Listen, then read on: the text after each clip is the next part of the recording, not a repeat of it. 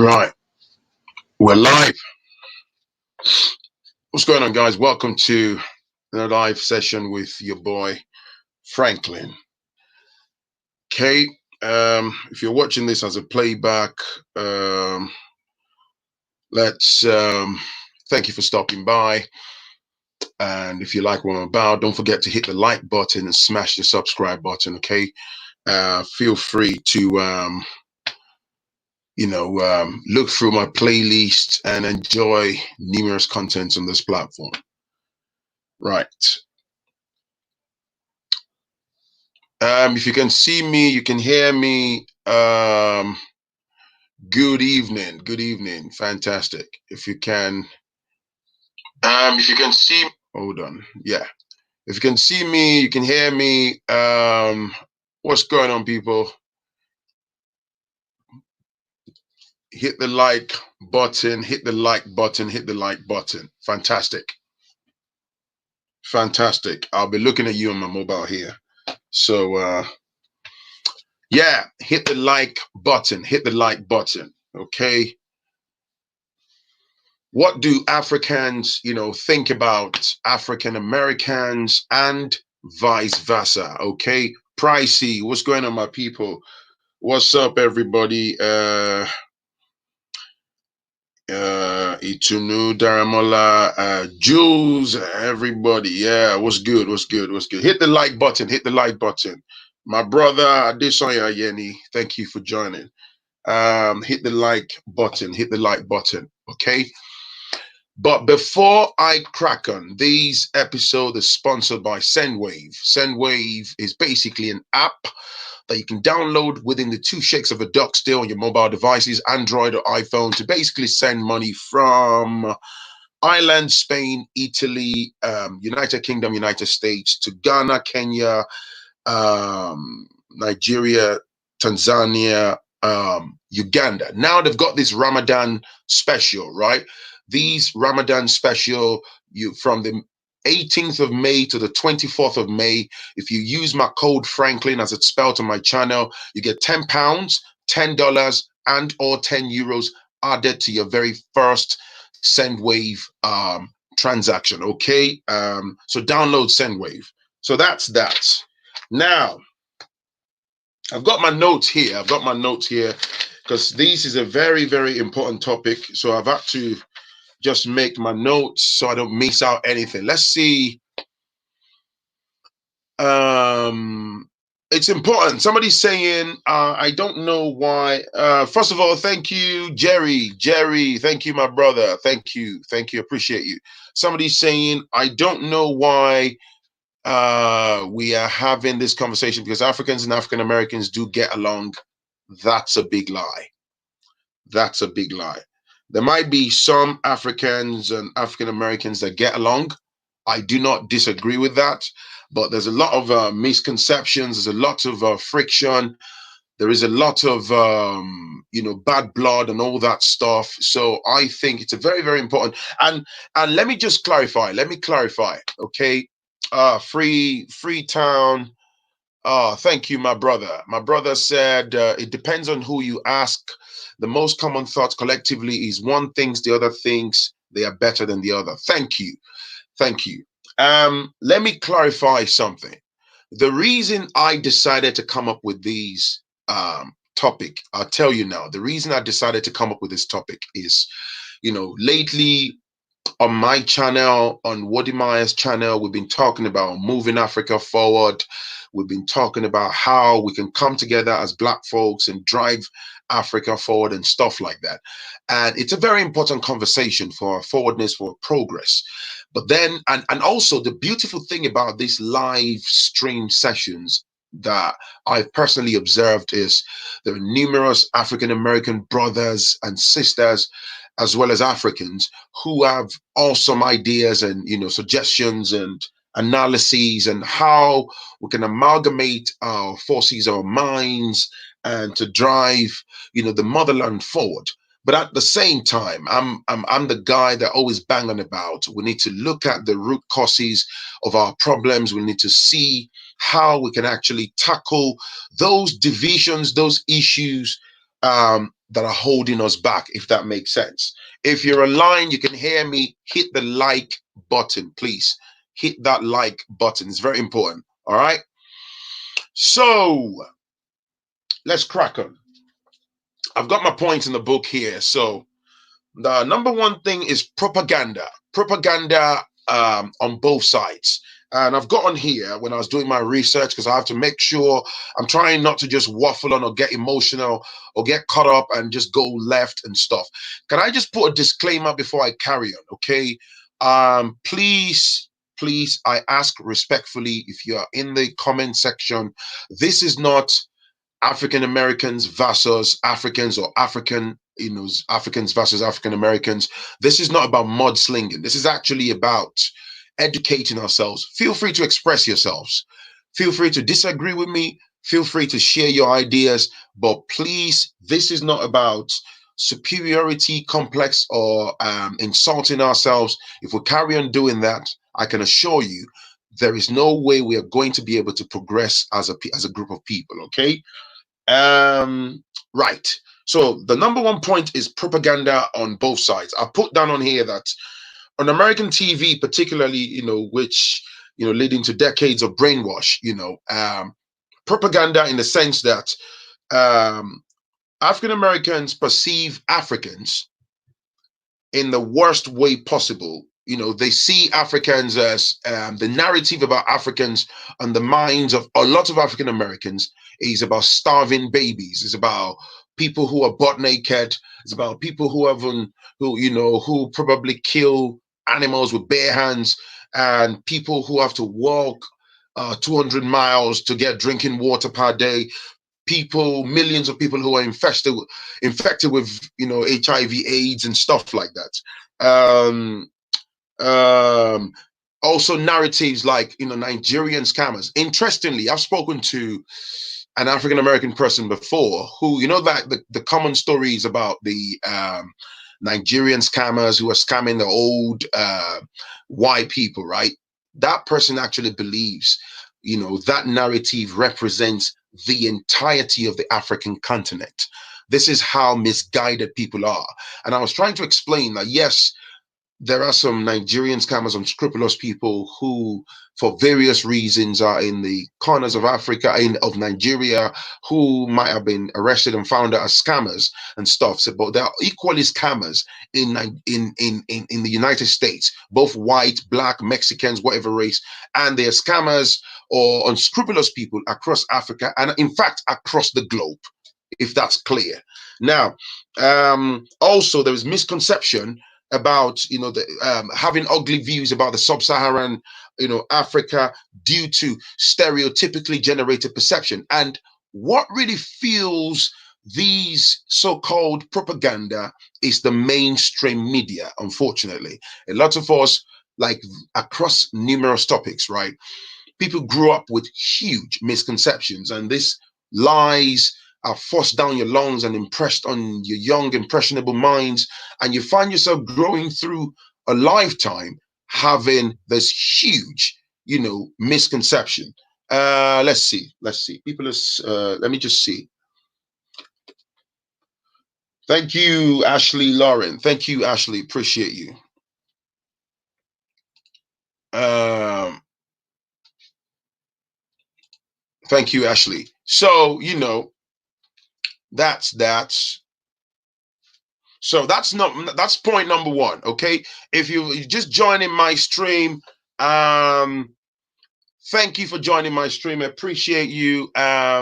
Hit the live, I said hit the live, hit the like button, okay. Yeah. Point number two, actually, when I'm done talking through my points, I'm going to share the link. If you want to join, come in, dial in to have a bit of a conversation with me, feel free to do so. Okay.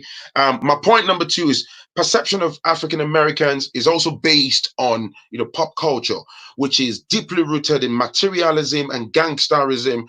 African Americans are perceived as lazy and dangerous. Now, this is from the point of view of most Africans who are based in Africa, right? And again, this is mainstream media propaganda, okay? And these have basically played out for donkey years. You know, the pop culture, when I talk about, you know, African Americans are known for hip hop, they're known for, you know, rap music, and they're known for how they talk with ebonics and stuff, the slangs and all that stuff.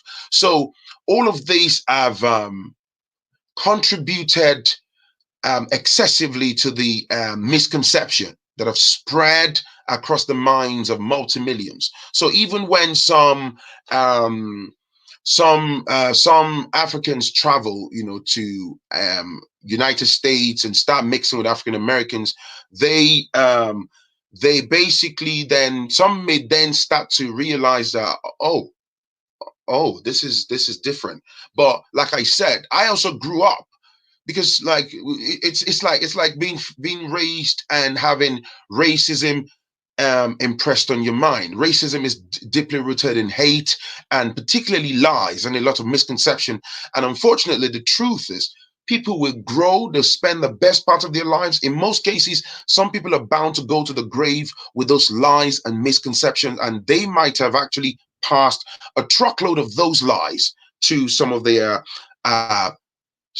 own children, and then the children, and the vicious cycle goes on. So like I said, the perception of African Americans is based on pop culture. Who controls the pop culture? The pop culture is by the rap, the fashion industry, the trends, hearing the baggy jeans and all the, yo, what's up, man, what's up, my G, what's going on, bro, you know, all that slangs, and you know, acting in a thuggish way, and how African Americans are projected in a lot of the classic movies that we grew up to know. These things are powerful. It's the same mainstream media propaganda that's used in several other genre or niche or every, you know, other topics or ways of life. And these things, what they really do is they prevent people from being properly educated. People are misguided, people are misinformed, and the who hold on, let me see. Somebody's saying, why are you trying to make money from inter-black conflict? What are you talking about, Armstrong? Who is trying to make money from inter-black conflict? Who is that? Let me put you on a quick timeout. Let me put you on a quick timeout, man.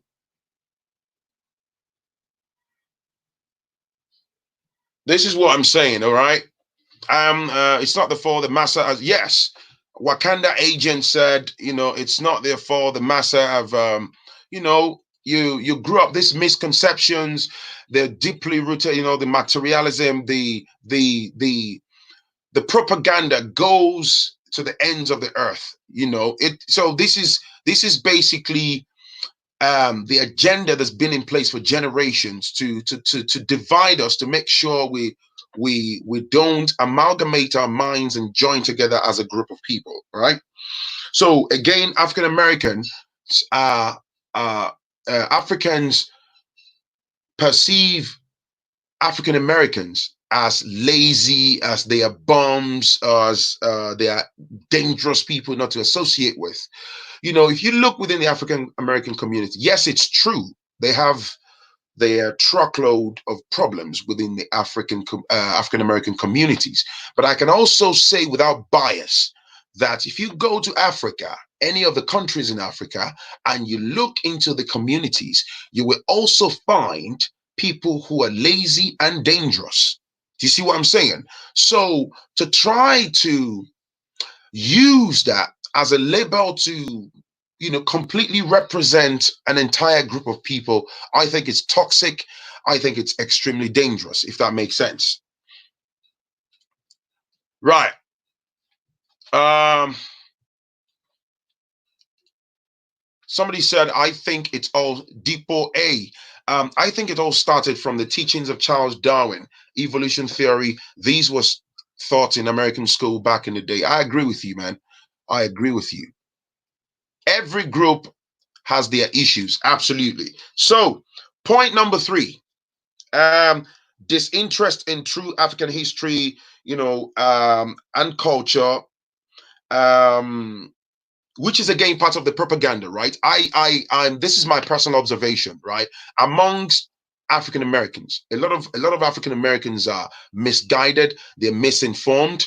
There is a lack of interest in the true African history, which is basically their own history. Okay, again, this is basically the ripple effect of years and years of brainwash and mentally and emotionally, sabotaging people. So a lot of them are like they're like African orphans. They don't know their history, because generations were brought in as slaves to America, so they're disconnected. They don't some they don't know their history. So they see Africa as that place that they are alien to. There is no connection. Okay. So they're not really bothered. But having said that, I've got to give credit to those African Americans who have made efforts to basically take out time to learn about the African history and try to connect and realize that by DNA we are all connected, and do their due diligence. And also,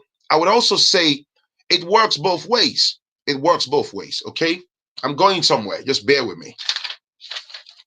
Um, yes. Point number four. One of the I think one of the this one is one of the things that creates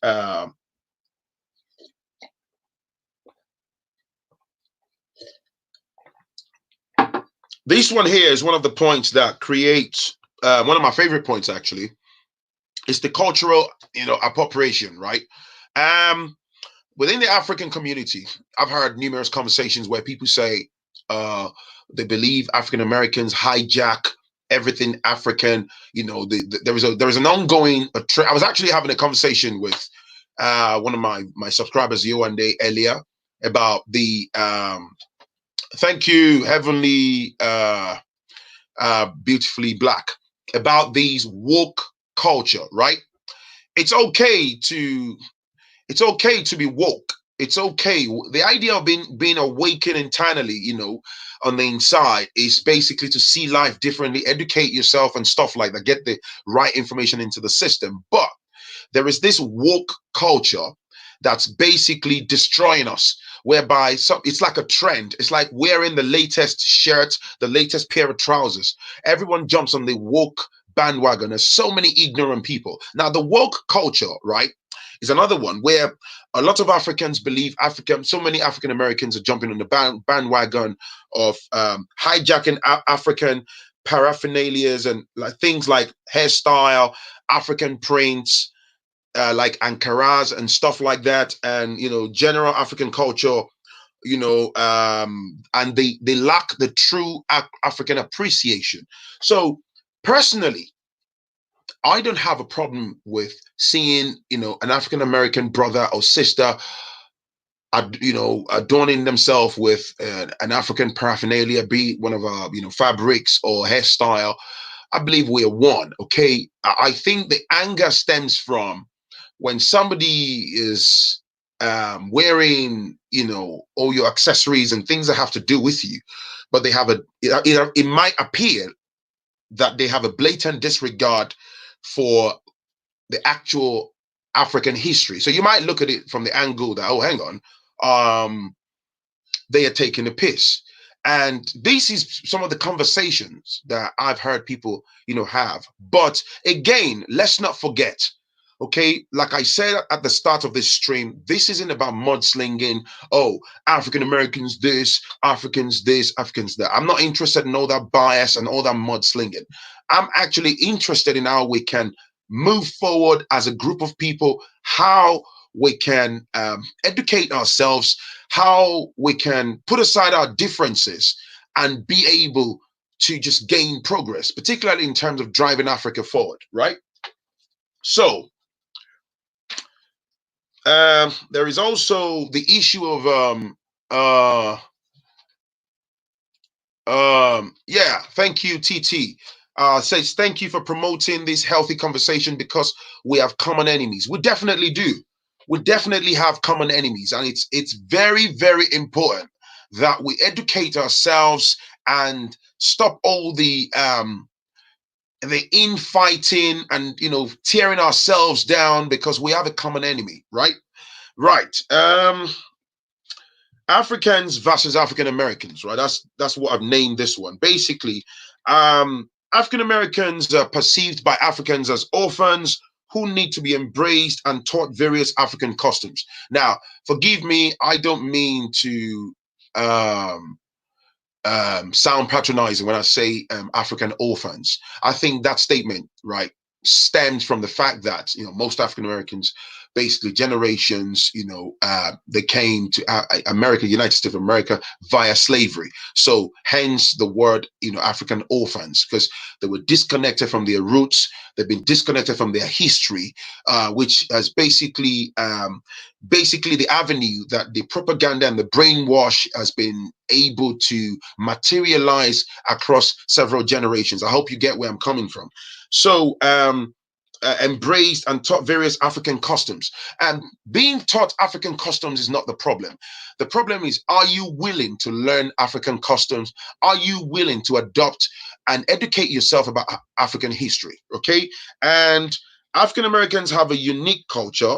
Africans believe that African Americans have their own unique culture, which is the Ebonics, how they talk, their rap culture, their own food and stuff. There's nothing wrong with that. I actually love Ebonics, right? I'm a huge fan of Ebonics.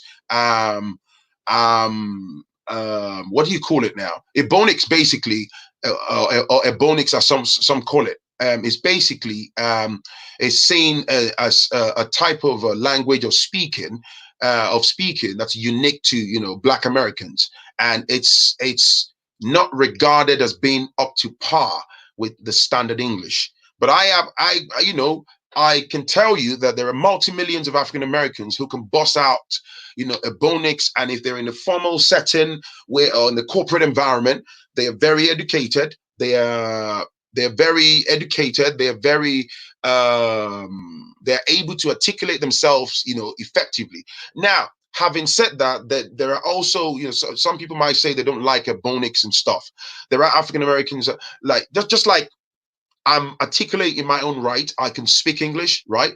I speak my mother tongue, and I can also speak broken English that we call pidgin in Nigeria, right? So I can speak pidgin, which is a commonly spoken across Nigeria or Nigerians. So that doesn't exactly mean I'm not educated or well informed. You see what I'm saying? But then again, when the people who regard themselves as above us, they like to label people who speak with Ebonics and say, oh, maybe, oh, they're not educated, or it's an indication of illiteracy and stuff, which I disregard.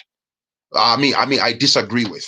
Okay, so African Americans are perceived as ignorant with superiority complex. Now, that's one of the key problems.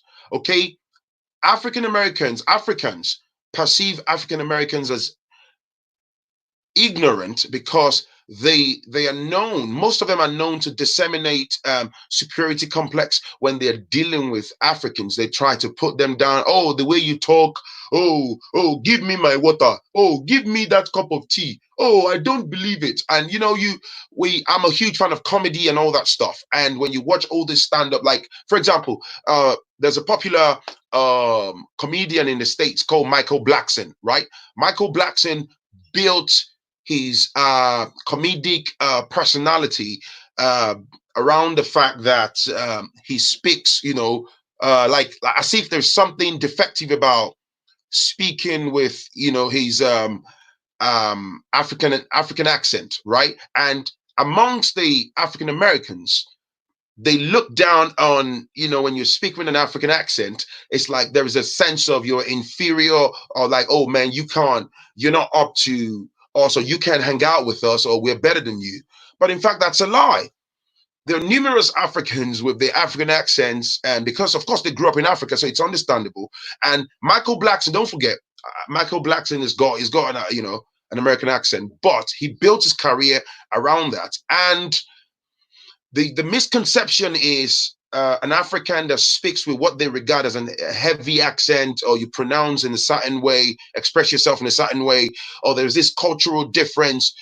let me say some African Americans look down at you, and I think these angers a lot of Africans. But having said all of that,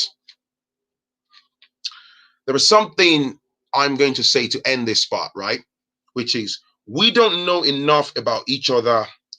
We are one, okay? We are one. We don't know enough about each other. We are one.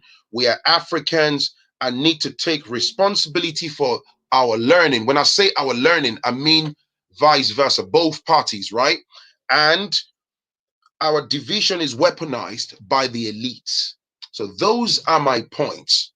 Okay. Let me hang on a second. Let me put the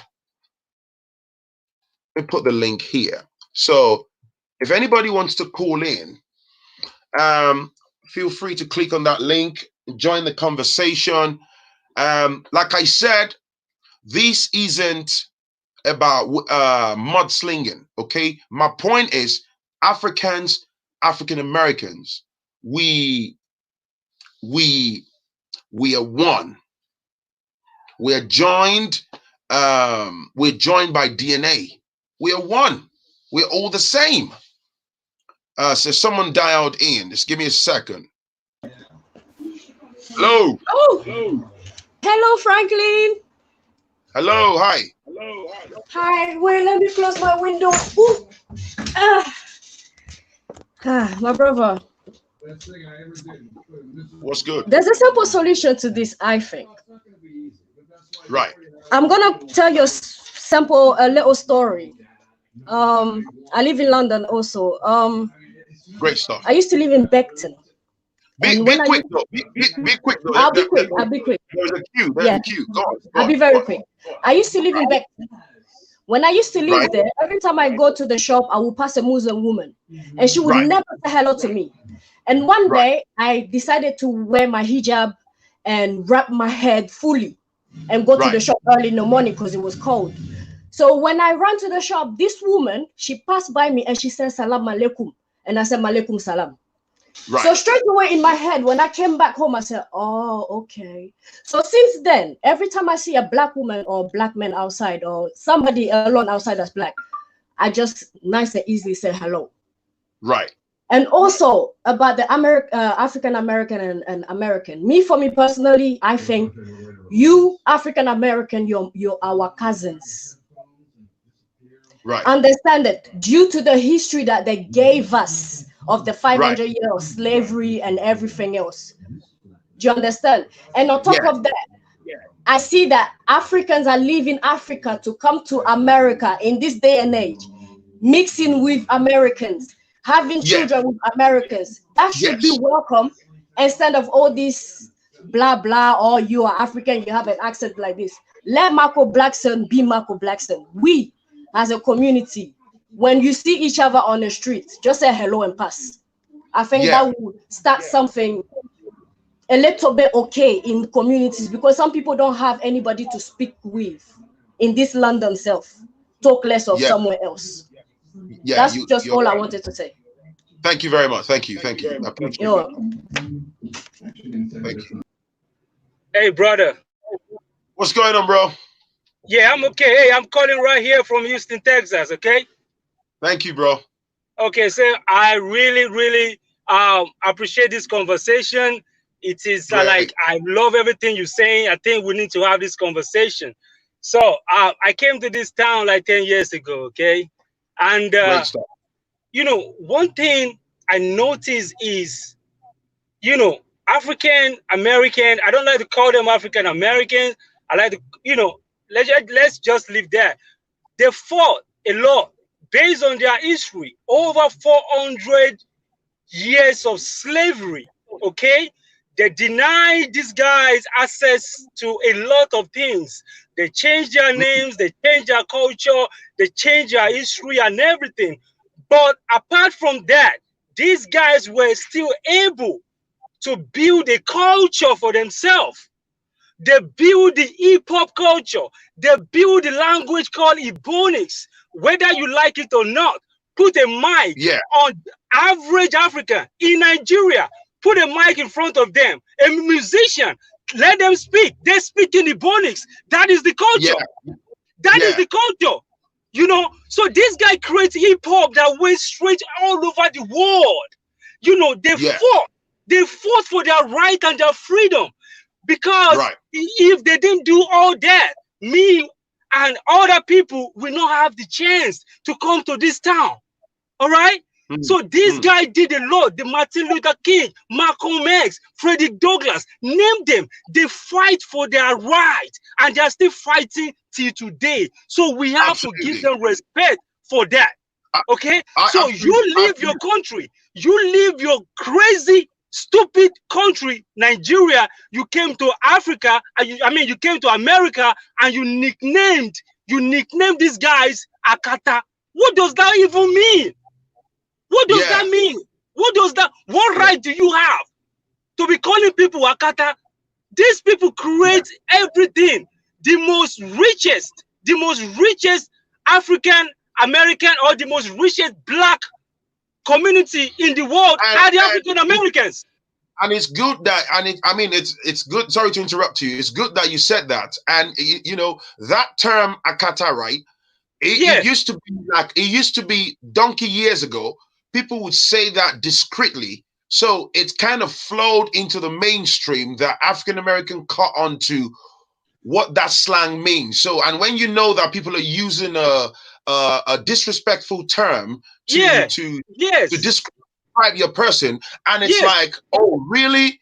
So I think these are like some of the things that this conversation is too. I love it because I've been telling people, why are you calling them Akata? What does that even mean? Which right do you have to leave your country to come to America and nickname them Akata? Are you better than them? Hell no, you are not better than them. If not for the fight that they put in, we will not be here. No, it's just ignorance. It's ignorance. Yeah, it's ignorance. It's ignorance mixed with, like I said, propaganda, a lot of misconception on both sides. Yeah, these guys went through a lot, bro. They went through a lot. Even till today, they are still fighting. They are the only race, they are the only black race that can stand up and fight for their rights. The so-called Pan-Africanism that is going on is being controlled by the African Americans. You have to give them that. You have to give them that. You don't come and say you look down on them. You look down on them and you are in their country. They fight for all those things for you to come here to survive. They are the richest black race in the world, are the African Americans. And can I also say, I might end up pissing off some people, right? But I don't care. And they've also been known for a lot of us Africans that travel to, like, United States. A lot of these African Americans, brothers and sisters, have also been known to help our people regularize their status in the United States. Of course, bro. I am here, so I'm giving you what I'm seeing. Okay, I am here. This is where I live. So I know what I'm talking about. That's what I said, that you don't have the right. You don't have the right to tell people to be calling them Akata. If anybody is Akata, it should be Nigerians, because the way we behave. All right? The way we behave.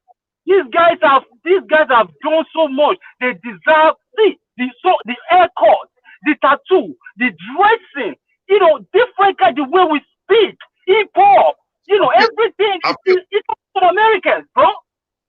That's the culture. The culture has gone so wide. So my annoyance is, you have no right to look down on them because you are not better than them. You are not. I agree, man. I agree. Let me bring in the next person, bro. Let me bring it. Thank you, man. I appreciate it. Right. Ashley. Can't hear. Who's it? Oh, hi. Hello. Cannot hear. Can't hear. I can't hear. Oh. I cannot hear. Your mic.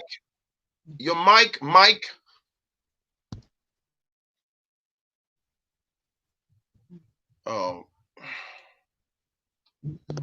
Can't hear, Ashley. Oh, hang on. It's not working.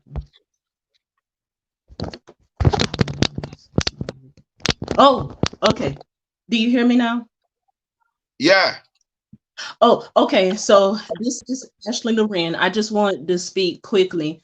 So basically, Right. I was on this like and I know you don't like talking about religion much, but I was on this like and I won't get deep into that, but I was on this like Christian YouTube show. He has like over 250,000 people subscribed to his channel. And I called Right. Right. into it. Yeah, and I called into his show, and we were talking about solutions for the Ahmaud Arbery situation. And I just brought up, hey, why don't some of us think about moving to Africa or the Caribbean? Because that's not really talked about a lot in African American circles. And some of us are like have Caribbean anyway. Yeah, at least one of our parents are Jamaican or whatever. So as soon as I brought that up, it's like hundreds of people in the comments. I'm not going there. What are you talking about? They don't have good Wi-Fi. They don't have good Wi-Fi. They don't like us. Uh, yeah. So those are some of the common comments. And then some of the people were saying, "Oh well, I'll move to Canada or I'll consider visiting Ghana." And I think the Ghana thing is because Ghana has been presented so much in the online media that people will start saying, "Oh yeah, Ghana." So I think one of the solutions would be like promotion, continuing to promote other countries, not just Ghana. That's one of them. And then number two, somebody brought up something to the fact that the term African American, they say, wasn't really coined until the year I was born, 1988, by like Jesse Jackson. And before that, we were just Black Americans. I don't know how true that is. So they were saying Right. before 1988, we were more like caring about Blacks across the globe. And then as soon as we started being called African Americans, all of a sudden, it's just like we're more, it's all about us. And we're not Yes, really in thinking so my much in about my in my opinion, right? It's my reasonable submission to this. It's all labeling by the white folks, the elites, and stuff like that, just to categorize us. And for example, here in the UK, I live here in the UK, right? And a really derogatory term that they give black folks and non-white people, the ethnic minorities. It pisses me off all the time.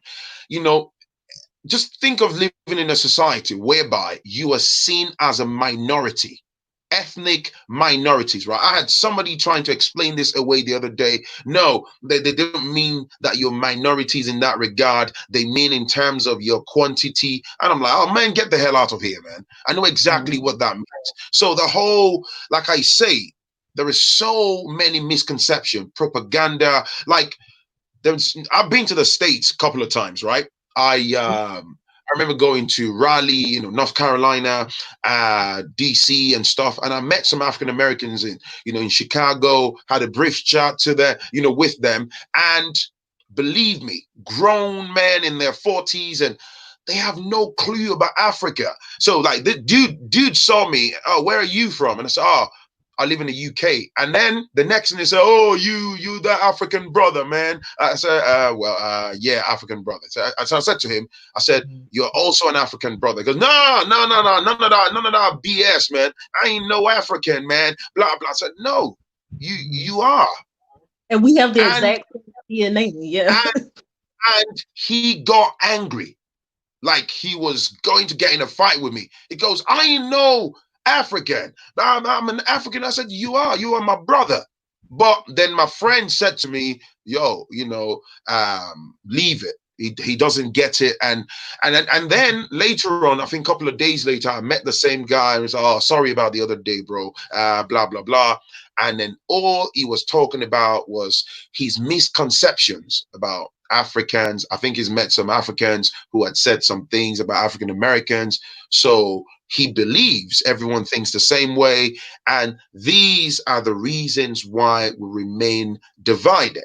So if we're talking about going forward as a people, I think we need to get rid of all these misconceptions. We need to get rid of all this nonsense. Like that gentleman said, I know, I'm aware of the history, slavery and all that stuff. We know it's a common knowledge, but we need ourselves. We have one common enemy.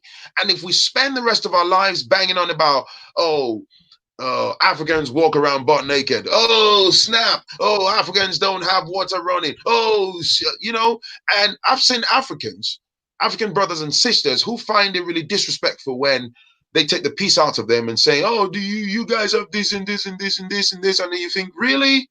Like you say, because of the media, because of all the publicity and stuff, so many African American are going to Gambia, they're going to Ghana and stuff. You see, there is a trend now that people want to, go more and find out and stuff like that. So we need ourselves.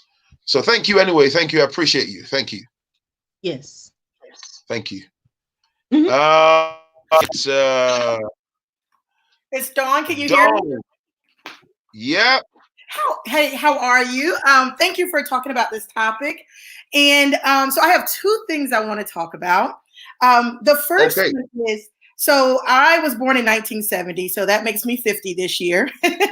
And yes, but I will tell you, so I live in Atlanta, so there's a large African population here. I'm from Texas originally, my family, so there's a large African population. Also, I went to Maryland, University of Maryland. So, in Maryland, DC area, there's a large African population. So not only growing up, but also through college, through career, I've always had a lot of diverse Black people around me. That's from the Caribbean or from the continent. And I want to start off with this, that I don't know where we got lost. I will tell you now, I think there may be a class thing. I think sometimes when immigrants come to the country, they typically go to the poorest Black neighborhoods, right? So if you're going to the poorest Black neighborhoods, you're probably going to get people who aren't as educated. They're definitely not going to be traveled, right? So I think a lot of times we got to think about class, right? Not all Black Americans are the same. I'm Black American. And I will tell you, growing up, so this was stunning. So I have a very good close Nigerian friend. And she's like, Dawn, you understand, when I moved to the States, people tease me. They call me African butt scratcher, or is it booty scratcher? I'd never heard of that term until I became an adult. Never. And I said, do you understand how I grew up in the 70s? I was born in 70. Not only were we in rallies, but it was all about Pan-Africanism. It was all about Black people around the world are being oppressed by the same people. So that's how I grew up. And all the Black people around me understood that there's nothing special about me being Black or somebody Black in the Caribbean. It's the same thing. They see us as labor. They see us as less than. And so for me, I always saw that kind of we're treated the same. Maybe yours wasn't slavery, but it was colonialism. And it still impacted the way you think and how they, corrupted and broke your countries, right? And in many ways, American Blacks, I will never deny, we are broken in so many ways, right? But I think what we have to do is be honest about how colonialism, slavery has impacted all of us and get back to understanding how do we become whole and how do we work together, right? Great stuff. So to me, that's just how I grew up. So it's always amazing when I hear this divide of, I think Black Americans think they're better than me. I think Africans think they're better than me. I think part of this class, right? Some Nigerians, some Ghanaians, some people that come over from the continent, to be quite honest, to get over here, many of you have to have resources, right? You probably are better educated. So automatically, you're going to be better off than so many Black Americans that are denied decent public education. Right? Because we always have to keep in mind there's a little bit of class issue here. So that's kind of the first. Go ahead. Were you going to say something? No, I said, I was just agreeing with you.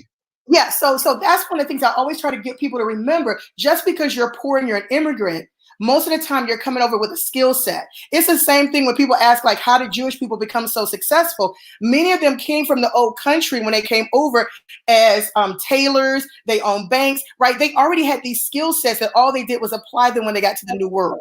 So we have to kind of remember that and just understand there's class.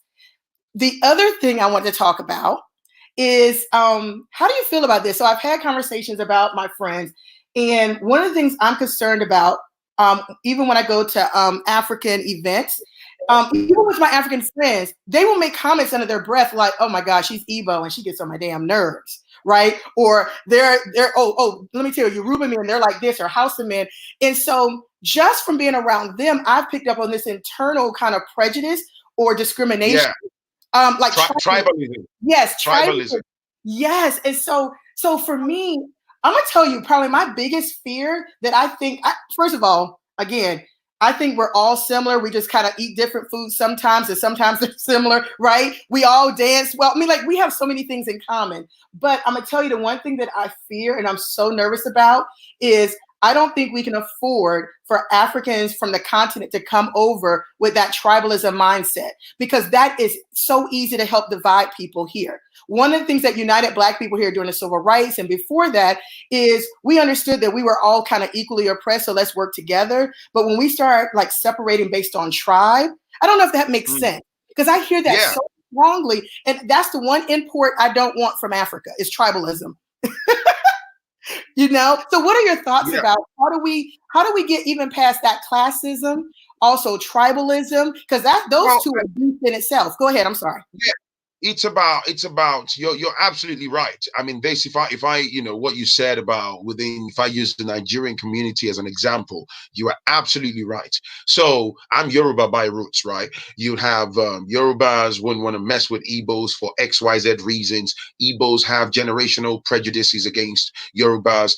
We have a truckload of prejudices against the Hausas, and these are the deeply rooted, prejudices and points that really separate us. That's why even Nigeria as a whole, apart from the bad governance and bad level of accountability or lack of, that really destroys us on a daily basis, then the tribalism are a lot more dangerous. It's the same thing with xenophobia. We go to South Africa, South Africans, attacking this country. And when you look closely, these things are severely weaponized to keep us separated and divided and destroy us. It's when you talk about, for example, I just digress very quickly, black on black crime and all that stuff. There isn't the willingness, from the people at the top to help resolve the problems that might be emanating within the Black community, regardless of the reasons, the context, the size and complexities of those problems.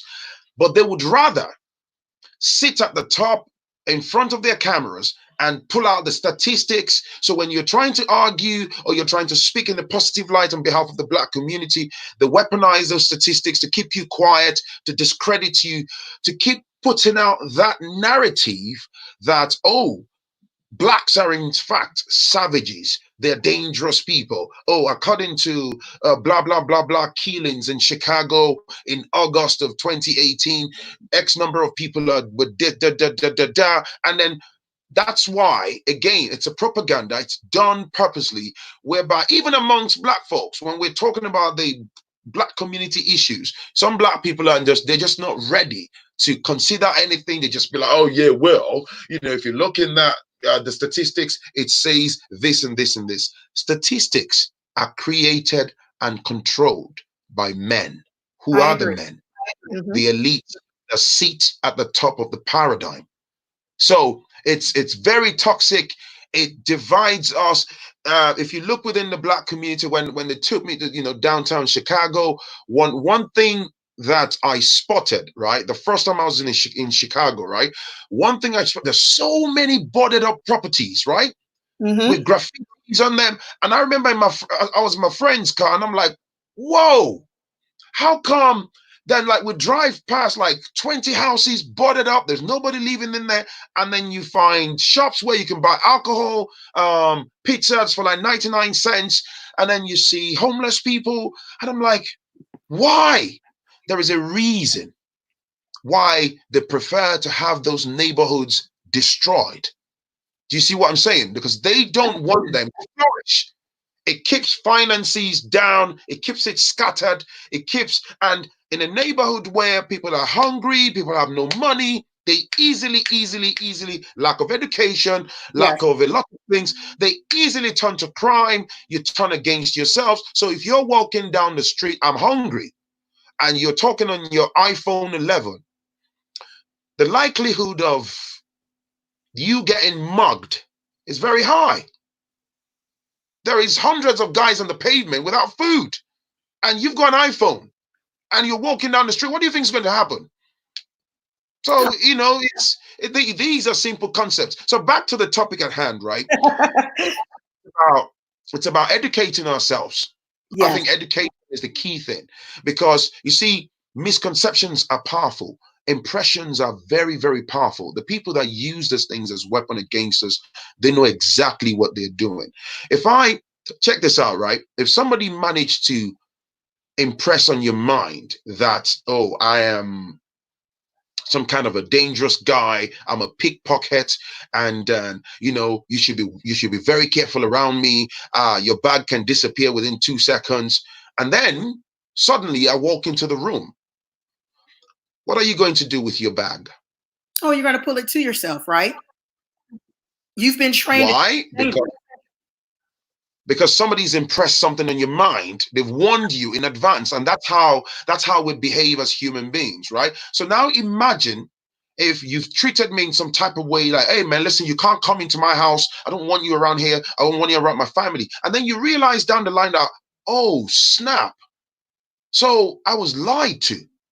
Sometimes some people are able to unlearn and then relearn and realize that they've been lied to, and then unfortunately some hold on to those prejudices and those misconceptions, and they even pass it on to their youngins and say, listen, don't mess with that dude. It's the same way with the Africans and the African Americans. Okay, it's the media propaganda. It's basically the framework that's behind it, that's fueling all of this division.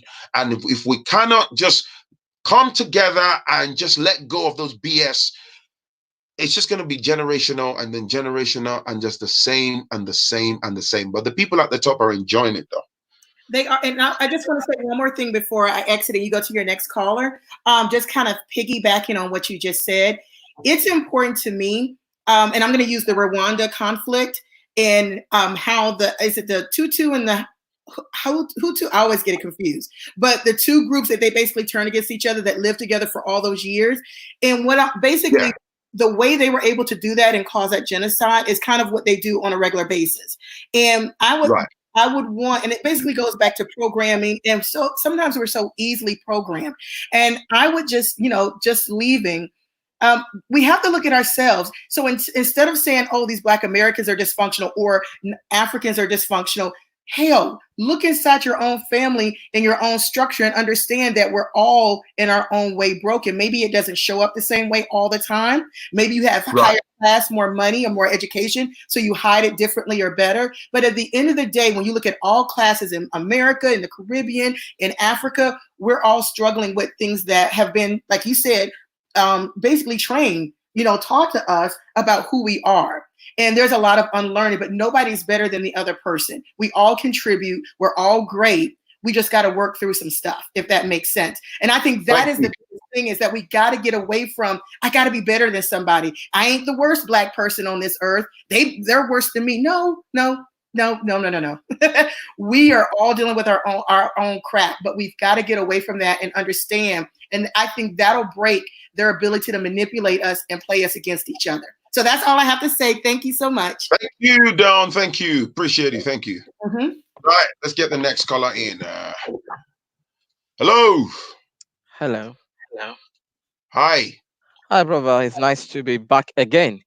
It's been really nice topic. I will appreciate this, and I'm really kind of grateful for the contribution the previous callers have made. Just before I start, can I just say quickly, right? I apologize for interrupting you. Let's 2-3 minutes, because I got people queuing. Yeah, so I'll be very brief. Thank you, First my brother. thing I want to address is with the brothers' misconception for the word akata. I'm a Nigerian, by the way. The word akata stemmed from the 1990s. It was used to describe people who lived abroad, who came back coming from Nigeria, or have people who live abroad. It's not in any way derogatory to anybody who might find it derogatory. I think it's a misconception of the connotation, what is in the context in which that word is used. Akata. They call people from abroad Akatarians. I got people in my family called Akatarian from the late 90s, mid 90s. So it didn't mean anything. We didn't see it as derogatory. Another thing I was going to discuss about this disagreement between the African blacks, maybe they would say the Americans, black Americans in America, or the Caribbean black. I think we have the Right. same issue here in UK, where the Caribbeans kind of see themselves as more privileged black to or blacks from Africa. I think is come from what, like the sisters I highlighted, is Mm, miseducation and the division that has been created mm, by the colonialists or the so-called people who are in dominant position, the white race, to be quite precise. Now, people call this division is similar to the tribalism that we experienced within the Nigerian community, where the Igbos vilify Yorubas, the Yoruba do the same to the Igbos and the Hausa, vice versa. We even see even within the Edo people community, you see them. They say this is Ishan, this is Ora, and this is that. I think the solution to this problem is for every black person of color, should look within themselves and say and put mm, themselves in the position of the other person, because a lot of this thing is about the lack of history of black people. A lot of our people are not looking at our history. I mean, they call the black Americans. One thing I want to point out, historically, we know that a lot of black Americans we're not in America because they were slaves. This is a big misconception. Most of them actually went there on their own free will. Well, take for example, during the reign of Massa Musa in the Mali Empire, he left mm. his throne and went straight to the America. Historians they've been able to prove the route he took from Africa to reach the America. He was living with the indigenous people, so there were lots of black people. Even when Columbus arrived in America, he met lots of black people who were living with the indigenous people there, and most of the indigenous people of Americans are black. So when Mm. people are saying they're African, they're slave, I think it's something I noticed with my some of my American friends. They find it, black American friends. They find it really insulting for them to be called Africa or called Can I slave can I descendant. can I interject? Right. Look, Yeah, I get what you're saying, and I agree with you. We should also, you see, there are so many things. So for some people, they might not know, and as soon as you educate them, they'll be like, "Oh, fine," and then they might go educate themselves. But yeah, let's also be careful in how we, disseminate information, because you see, slavery and all this, right? It affects us as black folks, but it's a major part of the African American history, and there is nothing anyone can do about it. So the reason I'm saying this is we have to be careful how, feel free to express, but how we articulate ourselves so it doesn't look like you're trivializing whilst we're clamoring or advocating for togetherness. Do you see what I'm saying? yeah, Yeah, yeah. I think because yeah, look, you're the African American, my brother, the African American history about slavery, 400 years of slavery, my bro, between you and I and everyone else listening, it's not a joke. Do you understand me? I It's understand that. I it's actually not. It's studied a that in story. my part of my degree, All so about. I know. That's what. So let's not, I'm always personally always very very careful. Okay, Yeah, we grown ups. We express ourselves. You're free to give yeah, out your views, but believe me, man, all you have to do is a bit of reading. Do you know that it's yeah, huge? It's a catastrophic history. In fact, the worst part of that history is the generational trauma that yeah, some African Americans are still dealing with till date. And and another thing that worsens trauma is the fact that nobody's paying attention to it. yeah, Fact. And that's not to say you're offering anybody a template of excuse to then use that to go and misbehave or treat another set of people who are not responsible for that trauma unfairly, or use that to commit crime. Do you get what I'm saying? But it's just yeah, an acknowledgement, something yeah, worth being aware of. That's where I'm yeah. coming from. Yeah, I understand where you're coming from. It's just most of the time, some on the part of as Africans, we sometimes Right, right. play on the ignorance of not knowing this history. Sometimes I think it's about understanding where they're coming from, and also on vice versa, the Americans need to also understand the position of Africans, because we all one people. We can't. There's no way we can carry on this division. I've actually engaged with an historian. It was a Black American who thought that being married to a white person means you're not black.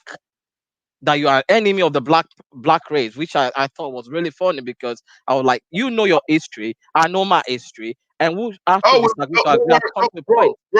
bro. Sorry to interrupt you.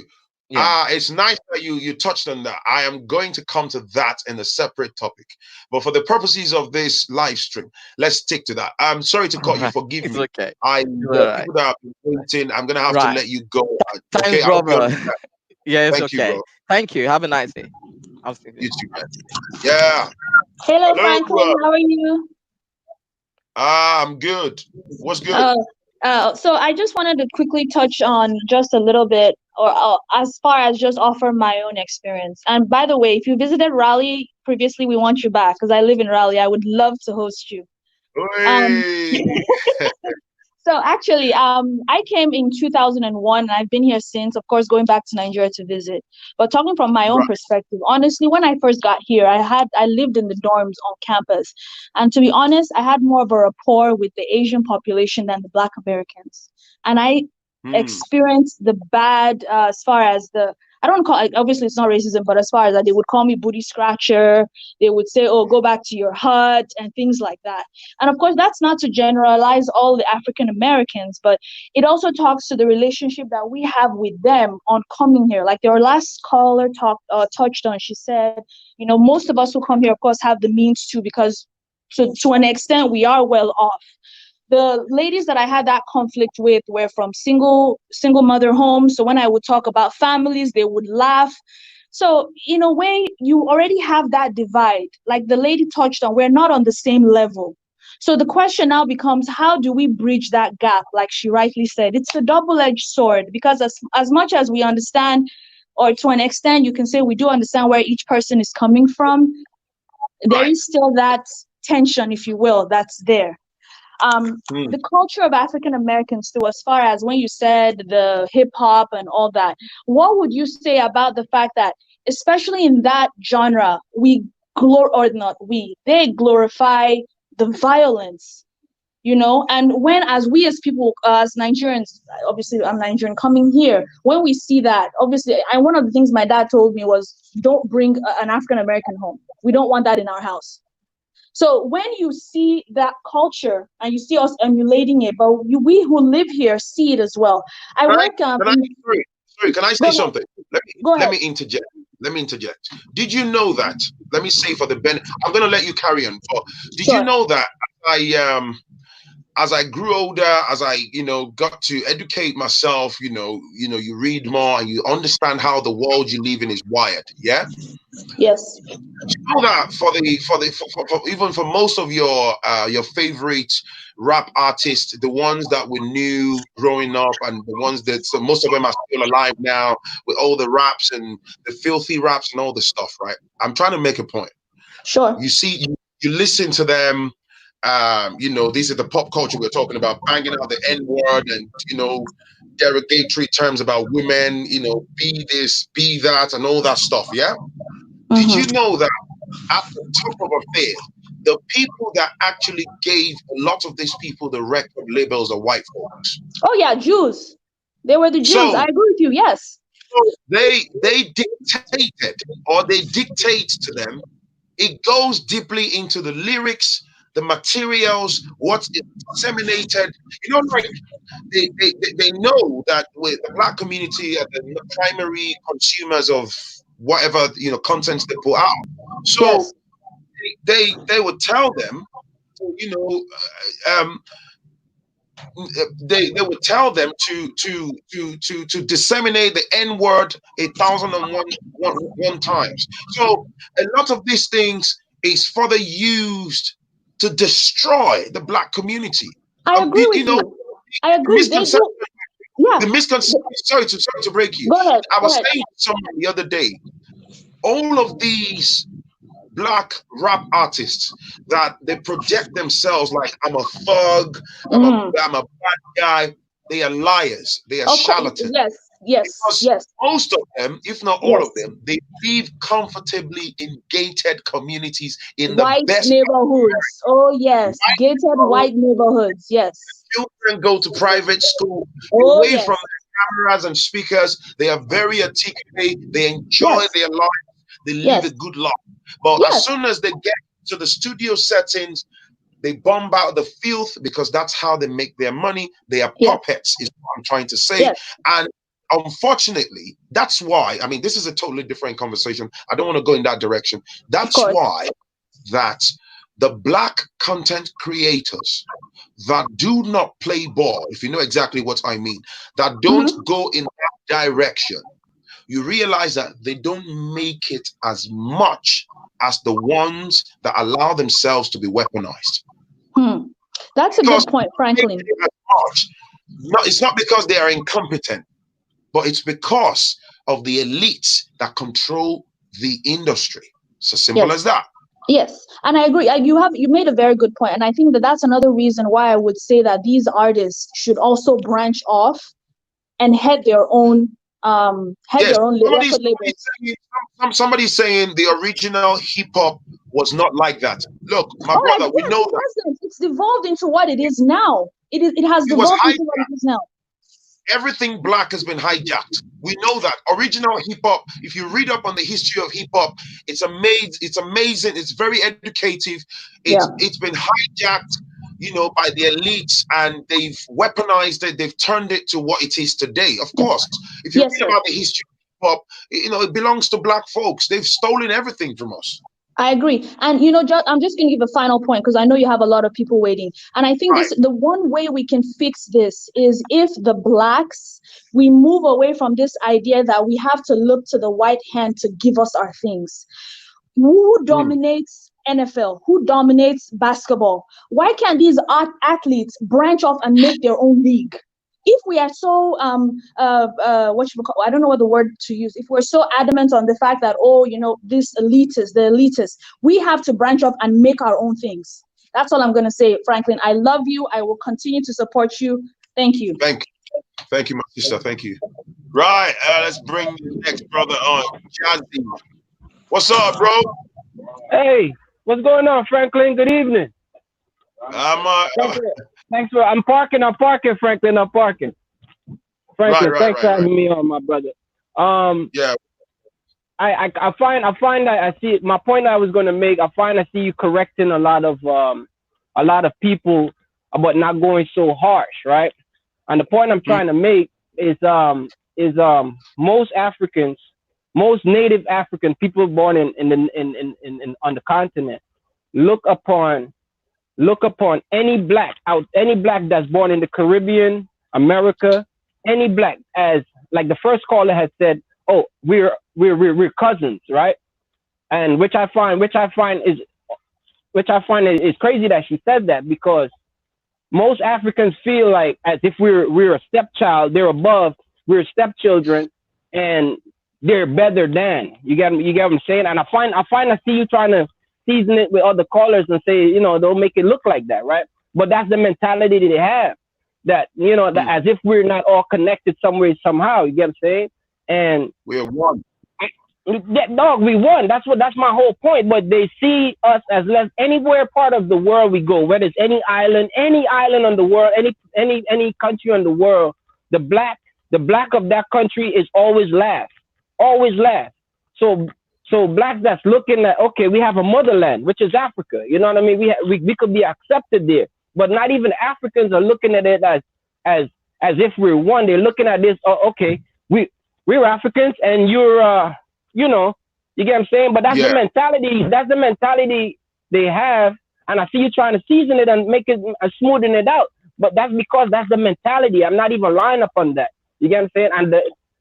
And I'm Guyanese, actually. I'm Guyanese. I've been here for a while. I'm in America now. I hang out with all types of people. I travel with more American people. Most American people do not think that they, if all else fails, they know they got Africa. At least the friends I'm around, at least the people I'm around, they think Africa is motherland. They think that way.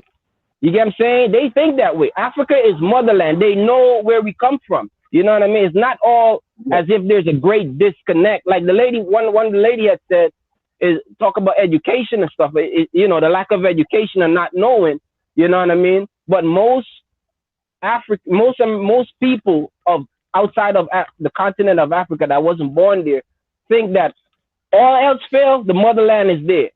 You get what I'm saying? But the motherland, people, blacks from the motherland don't is not accepting us wholeheartedly because there's the disconnect is that, oh, we better than you.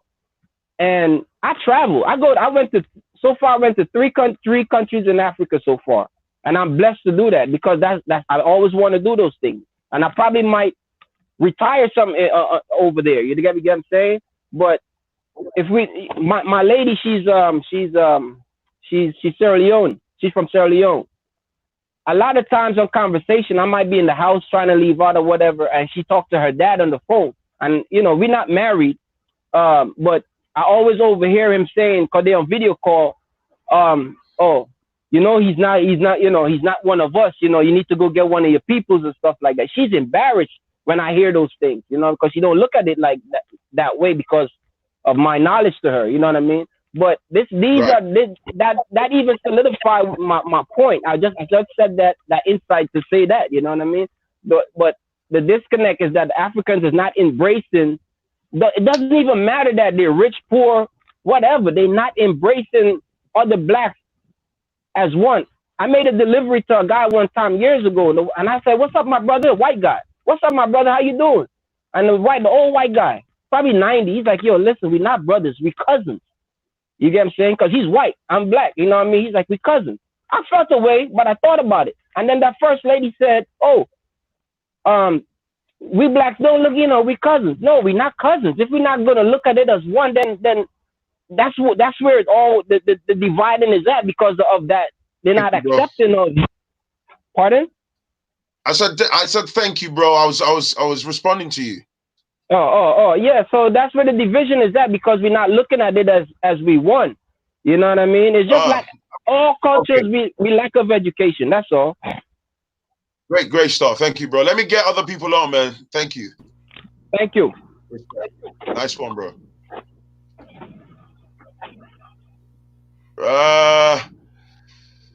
Right, I'm gonna try to make 2 minutes. Hello, GG. Hello, Phrankleen. How are you? I've got 2 minutes for you. Okay, I've got No people problem. waiting. Go on. So, I live in Toronto, and as a very dark-skinned Black woman, I came here on scholarship, and the Black students who are from wealthier families really treated those of us who are not wealthy very differently. So even within the Black community, class comes in, even in institutional centers. My other point is when people of African descent, so Africans travel to the US, I just want to ask how many people actually travel to all these historical places, like visit the slave plantations in Louisiana, all that stuff. I don't think many people do that. A lot of people prefer to go shopping and just not engage. And in my experience working in the hair sector in Toronto, I find that when we approach people who are not African about their knowledge on Africa, we're very aggressive and we tend to expect them to know everything about us, and we know very little about them. I remember I had a client from Barbados, and one of my colleagues who was West African, she goes, "What do you know about Africa?" And he said, "I know very little." And she's like, "How dare you?" And then I asked him, "Well, ask her to tell you something about your country too. What does she know?" She knows a lot of nothing. So it's an exchange, but I think we normally approach it as if we're better than them. My third point is our school systems back home in Africa don't really teach us anything about slavery. We just touch on colonialism and then that's it. We don't really know that much. And then when we get here, the interactions that we have are very limited or just very negative, and we don't get to learn much about each other and interact like with respect or even with just a genuine curiosity to get to know the other person. My other last point is that when we want to come together as a community, for example, in Toronto, we have these Black consciousness groups, right? But as a woman, for me to come in there, I find that a lot of the principles of this kind of awakening of the Black consciousness is very patriarchal in nature. So when I locate myself in that equation, I'm going to be oppressed because I'm expected to just be like what someone expects a traditional African woman to be. And we've made a lot of strides in terms of fighting for our rights and even being able to have a voice in very many different situations. So I think that all those factors come in, and we just need to have balance in how we interact with each other. Thank you. Appreciate you. Thank you very much. Thank you. Thank you. Cheers. Oh, hey, Phrankleen. Hi. How are you? I'm gonna make it really, really quick. I was on I was watching yesterday on your the call with Guatemala and Juliet yesterday. Right. Yeah. So I just want to say that a lot of the previous callers had great points that I initially was going to make. And just realizing, you know, if we want to fix the problems between us, everyone is not going to be on board. But starting this type of communication, we have to continue to do it. Like this is a great thing that you're doing. We have to be respectful and have these conversations amongst each other. Because like I said, when I made the comment, we have the same enemy that's trying to keep us apart. The lack of knowledge about us knowing about African, and my husband is Nigerian. So it was a lot of things when we were dating that were eye-opening. Yeah, he's a South man. But we had to, you know, really sit down and have conversations that, you know, sometimes would bring tears to both of our eyes about our history as a people, you know. And still to this day, like sometimes when, you know, we have gatherings over, we'll have someone from Uganda, another Nigerian, African Americans, and we'll have these conversations, which are extremely eye-opening to one another. And it's important that we continue to do this if we want to move forward. And that's just facts. So that's initial. Yeah, that's what I want to say. And just keep doing what you're doing. You know, tell some of the, you know, your subscribers about, you know, the Blackson channel, Guatemala. Like, it's a lot of us that really, really, really want to come together and unite our people and fix a lot of problems that's going on the continent, so we can all have a better life and future for our children. And that's just the truth. Oh, thank you, my sister. I appreciate you. Thank you. You're welcome. Right, I'm going to connect the next person now. Just give me a second. My apologies to those of you that have been waiting in the queue. Man, the queue is just bombarded, man. Hold on a second. Right, let's see. Who's this? Hello. Oof. Hey, what's up, Phrankleen? How you doing, I'm brother? all right, brother. How you doing? I'm all right. I first checked you out on you know, our boy Wodemaya. Jules, I can see you. Say, yeah, that's the first time I've seen you in it. Yeah, so I like what you do. Thank you. First and foremost, I'd just like to say we should stop generalizing. You get me? Because you know, generalizing is what we are doing. We should have personal one-on-one relationships, and we should try and build more personal one-on-one relationships across the board. You know, get to know an African brother, get to know an American sister, that type of thing there. That's what I got to say on that. It's education, education, education, and you hit it on the head. Tribalism, I'm just going to touch that on last, and why it's important. As you can see, I'm Freeborn Chimeza. Freeborn being my first name and Chimeza being my last name. Now, I'm not allowed to marry any woman with the last name Chimeza. She's my sister automatically, whether I met her or not. And I also have a totem. My totem is Moyo, and that means Varoji. So I'm not allowed to marry a woman from my tribe as well. So that is why we are tribal in most African countries. So it's a thing of not intermixing or intermarrying. I'm not allowed to marry three steps from me. They have to be removed. So I have to marry from another tribe. So that's what I had to say on that. Thank you. All right. Keep doing what Thank you, do. my brother. Love it. Thank you. Right, Jules. Hey guys. Hey Phrankleen. What's up? I'm here with my father-in-law, who is African American, and I myself am Nigerian. That's my husband. He's African American. Hello, sir. Has had he's had a lot of experience and travels in Africa. Right. You know, they repatriated to Africa at one point, and yeah, he's had a lot of experience. So I've had my own experiences, my experience here in America, and right.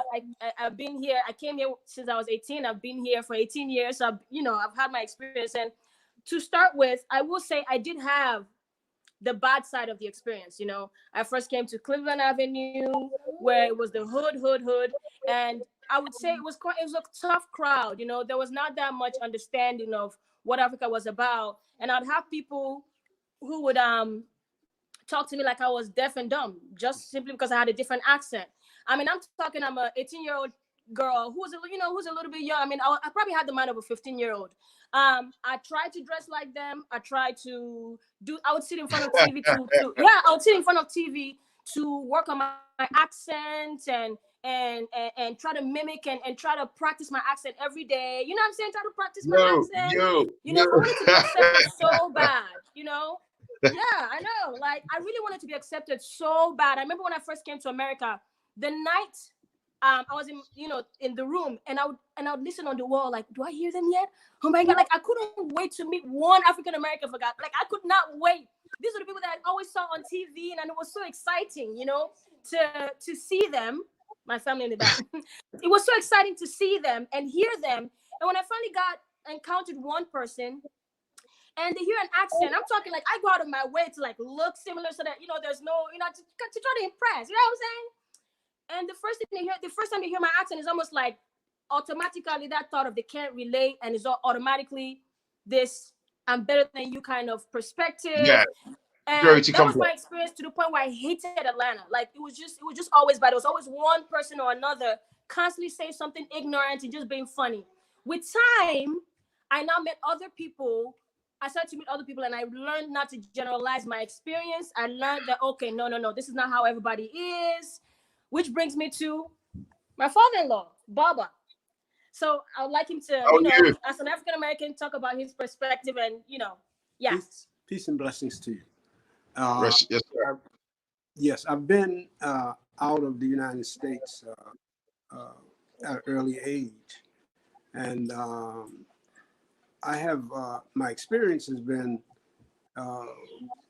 quite rewarding, because I was young at the time, and I knew very little about Africa. But I did know one thing, is that I had to go to Africa, because what I learned in school was not accurate at all. It couldn't have been accurate, because they were talking about human beings, and human beings are all really the same.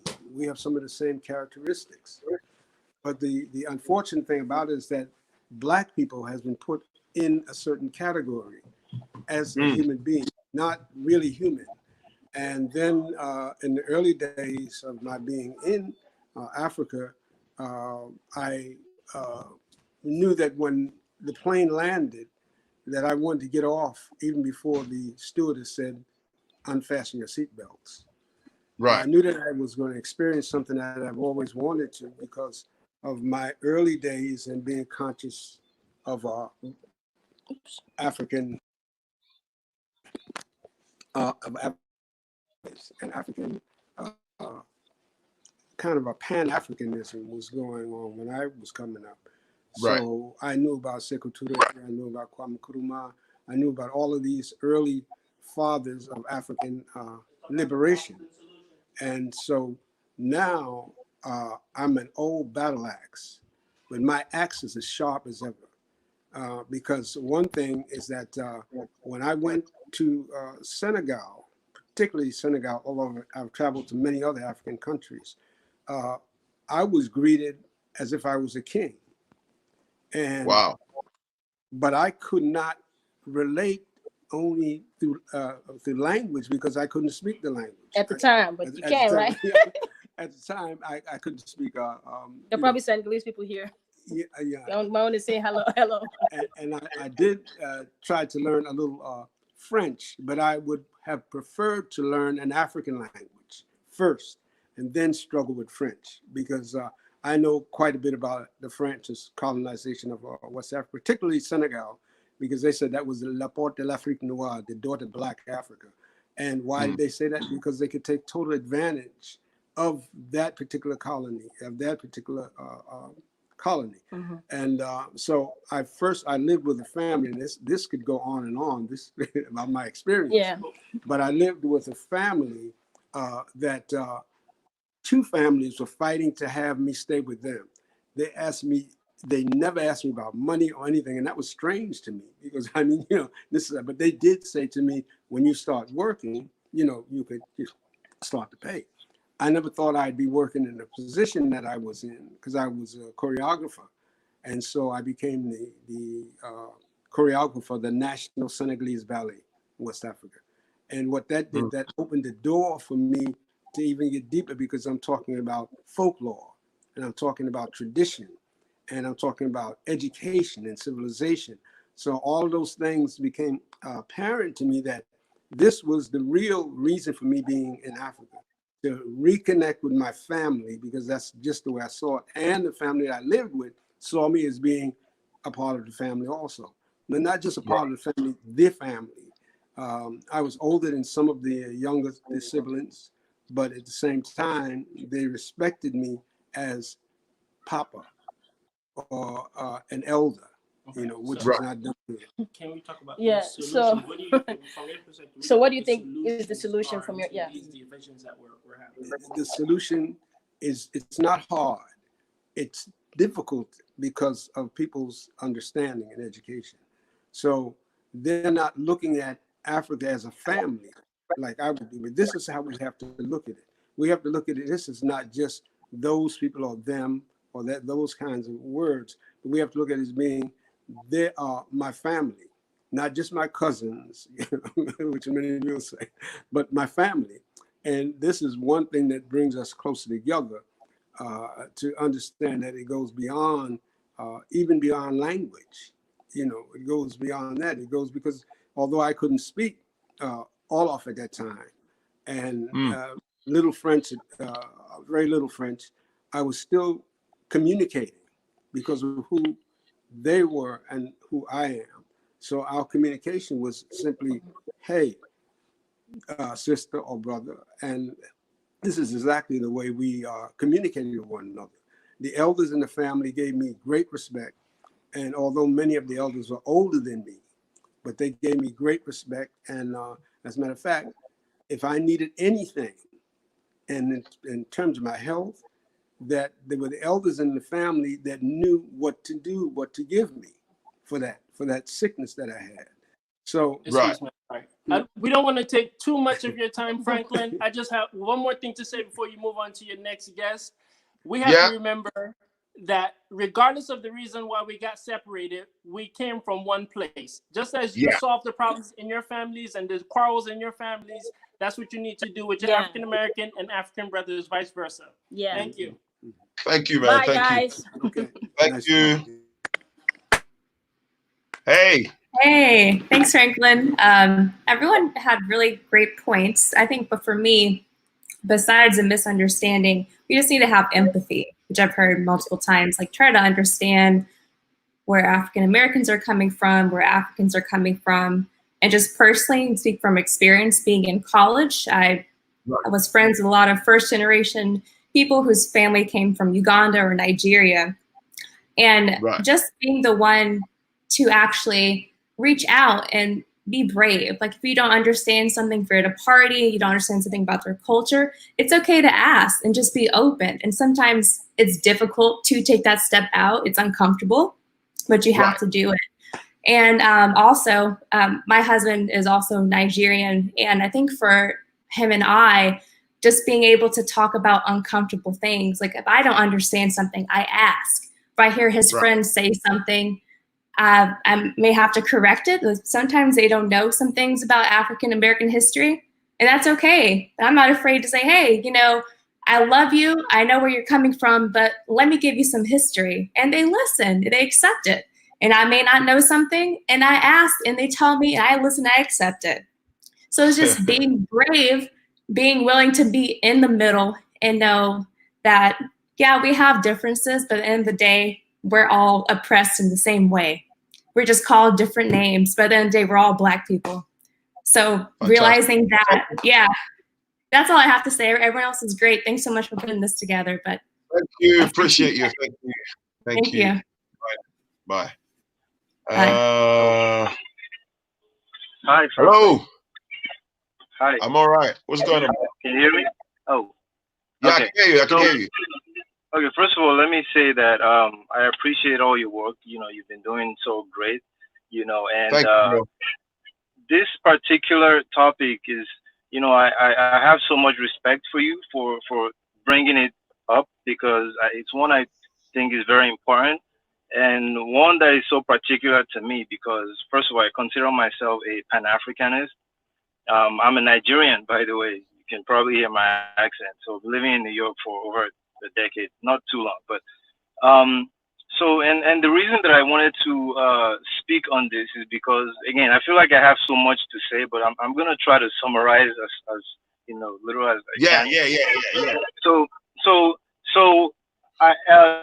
the problem that I notice is that is willful ignorance on the part of us Africans, right? We tend to focus on the symptoms of the problem rather than the causes. And Malcolm X kind of sums this up when he said something like, the media, if you're not careful, the media will make you hate the people that are oppressed and love the oppressed, or something like that, right?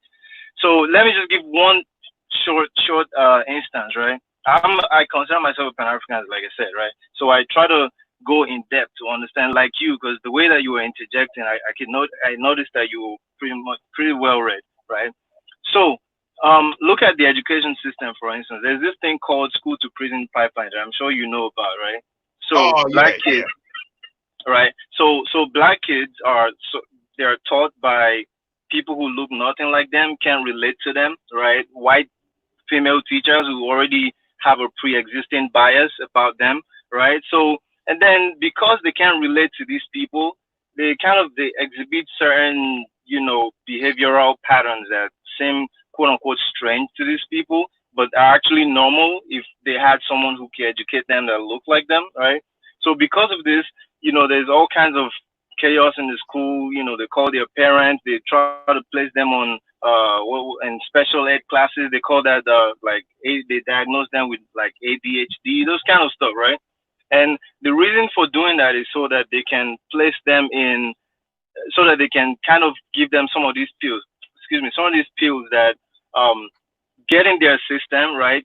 Turn them into addicts, and then from there on, once they graduate from high school, and some of them don't even end up graduating, right? So it's kind of like now they're addicted to these drugs, right? That's pretty much, psychologists will tell you the content, a lot of the content in those pills are pretty much the same thing in addictive substance like cocaine and the like, right? Yeah. So now they graduate, so they're not able to, so now they're looking for these pills. Now they're looking for cocaine. Now they're looking for a lot of these things, right?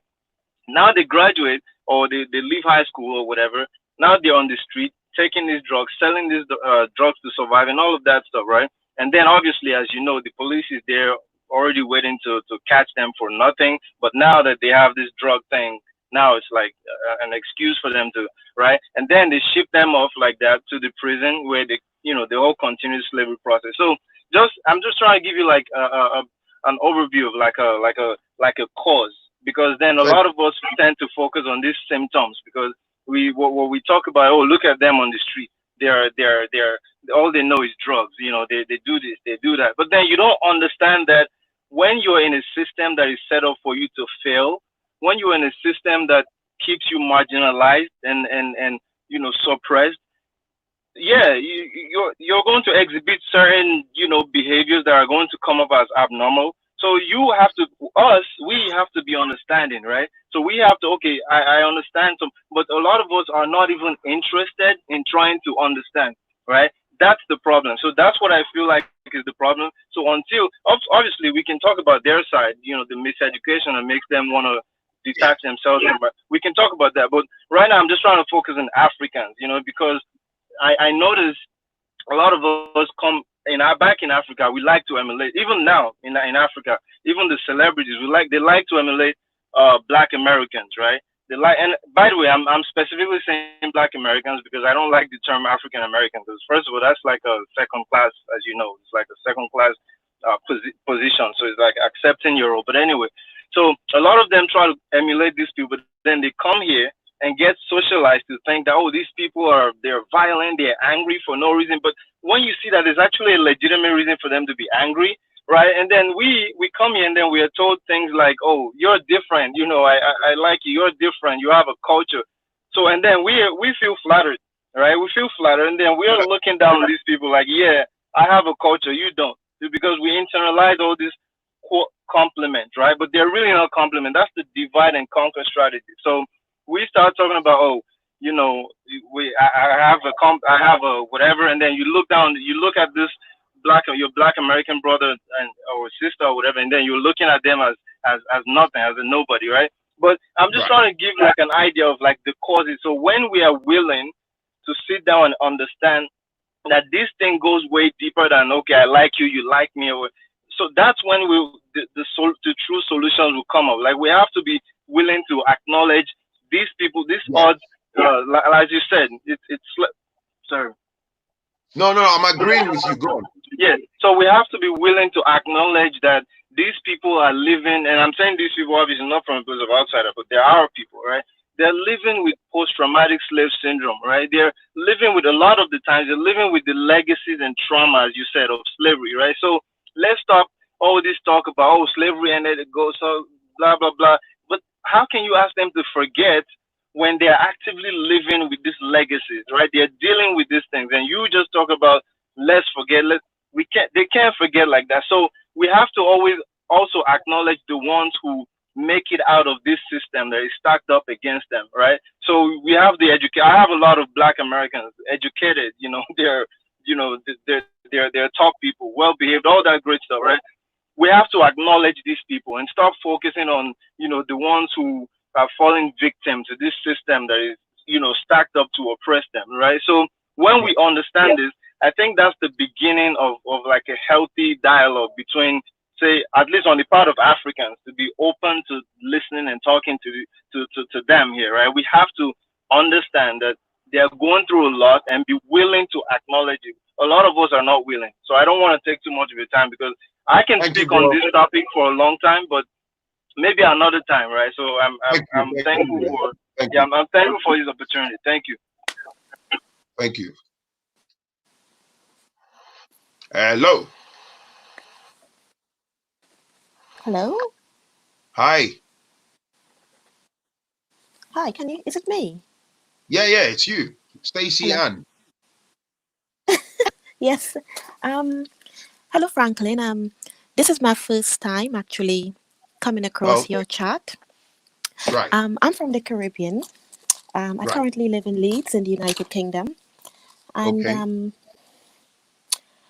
I would like to say that this chat is quite diverse and very insightful.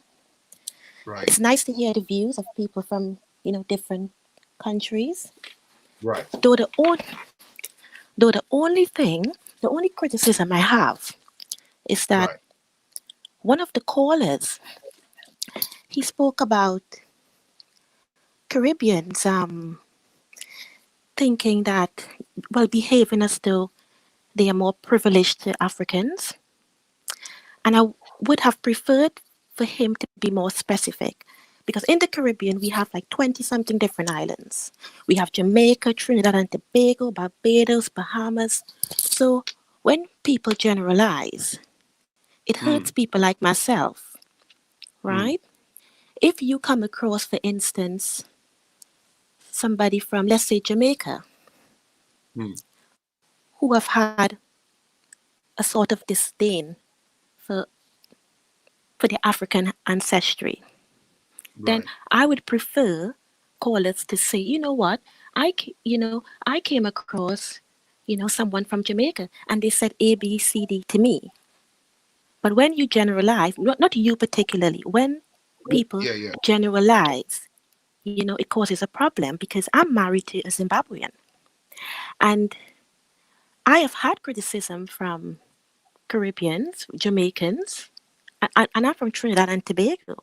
I've had criticism from, um, more criticism from Jamaicans than anybody else about my choice, you know, of marrying my husband, right? And equally so, I've also had criticism from Zimbabweans who think that, well, you guys taking our men. Why don't you stick to your own men? So just to get back to the main point I'm making, I think it's important that when people call and they're contributing to such an insightful chat, an insightful topic, it is important that they do not generalize, because that's how division starts.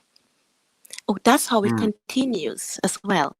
You know, call the people out, call those Caribbeans out, because quite often you might say, well, you know what, Caribbeans, they walk around as though they're so special.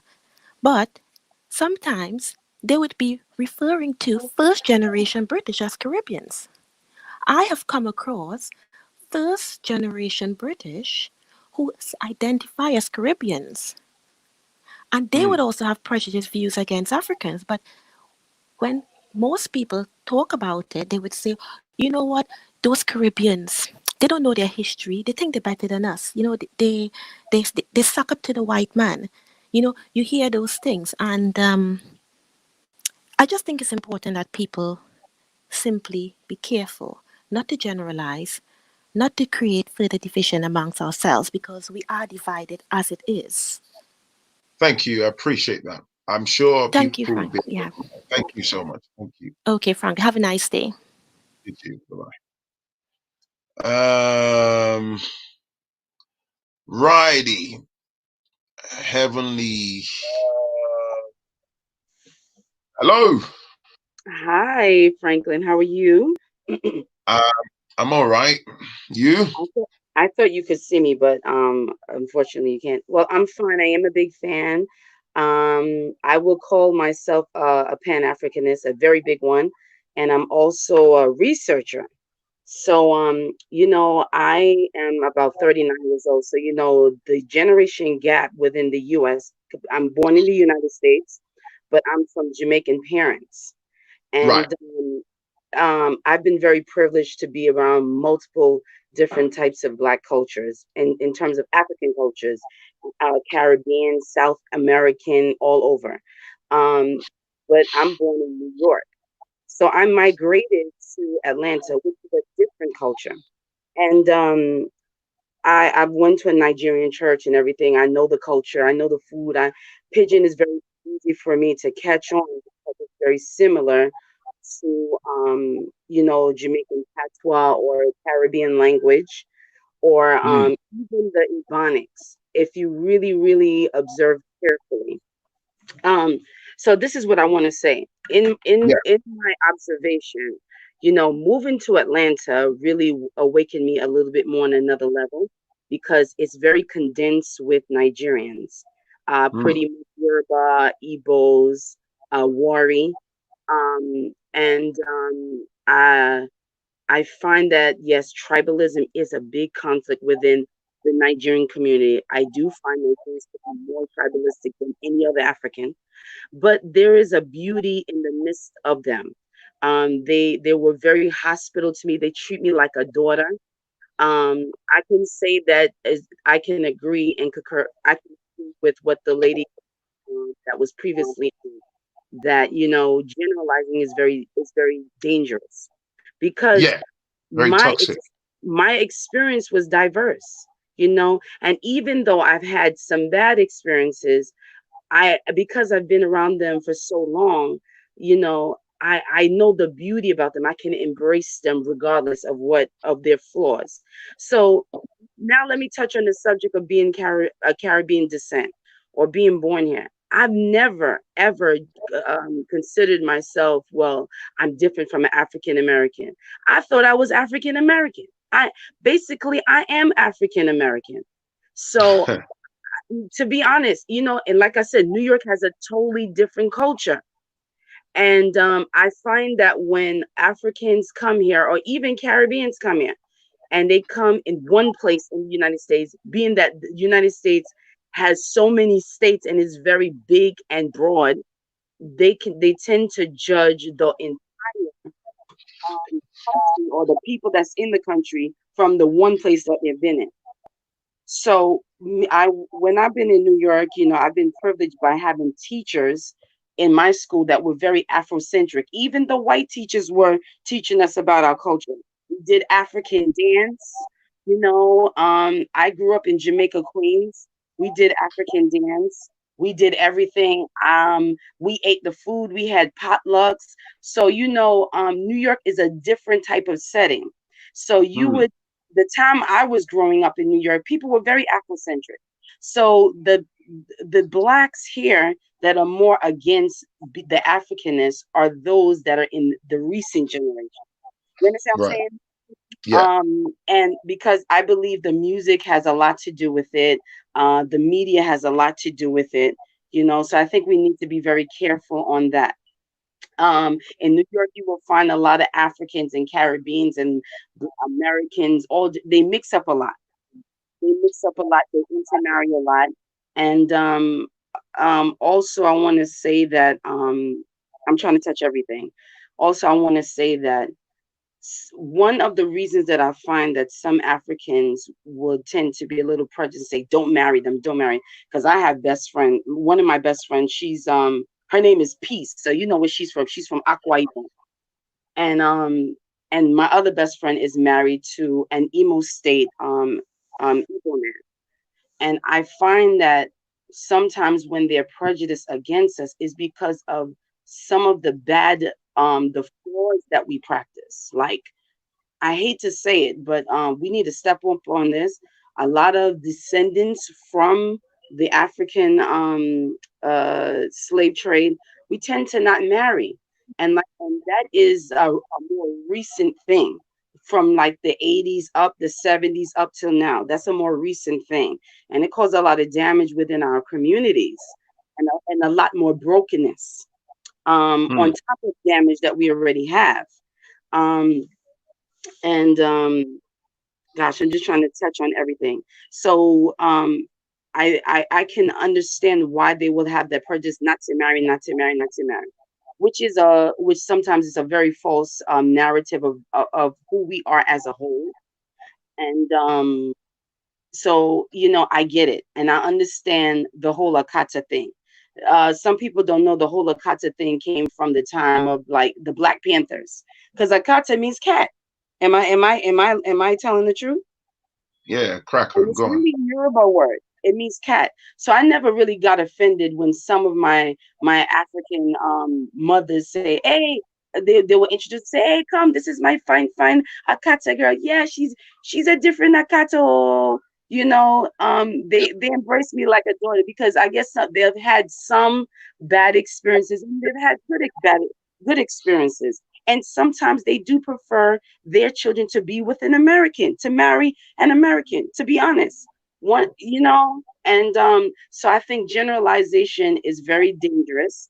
I do know that sometimes Jamaicans can tend to be very aggressive in a good and a very bad way. That we have that flaw. And that flaw I can identify with some flaws with some Nigerians, like the aggressiveness. And I think we just need to love everyone, even with their flaws, and to know that everyone is not negative and everyone is not so well informed about our backgrounds and our history. But another thing I want to say is, oh boy, another thing I want to say, I do love what you're doing. I support it. Thank you. And I want to touch also briefly on the fact that I think we shouldn't say African Americans, or just, I think sometimes people say African Americans, quote unquote, from Caribbeans or from Brazilians, forgetting that the slave trade brought blacks all over the Americas, even in the islands, as far as even the Pacific, but we're not so educated and we don't research, so we don't really know what's going on. We don't really know the truth. So I actually identify myself as being with the whole entire group. So yes, African Americans are broken, but they're not the only broken Blacks here. They're broken South Americans. They're broken Caribbeans. There's even broken Blacks in the other parts of the Americas. And I think we need to keep that in our minds and to say, okay, they're broken. And there's also negative interactions or experiences on both parties with Caribbeans, with Black Americans, with Africans, and there are good experiences. So I just think that we need to be very open-minded in learning one another and being careful and looking at every individual that we come across as this can be a different experience. Thank you. Thank you. Thank you. And you be blessed. Thank you. Right. What's Hello. up? Hi. You okay? I'm good. You? Can you hear me? Yeah, I can hear you. I can hear you. Oh, I can hear you. Your mic. Well, I'll talk. Mic. Yeah. Pardon? Okay. Check your mic. Yeah, okay. Oh dear. Yeah, I have a few points to make. Right. First of all, I've always loved African Americans. No, I've always loved African Americans. I don't understand. You can hear me?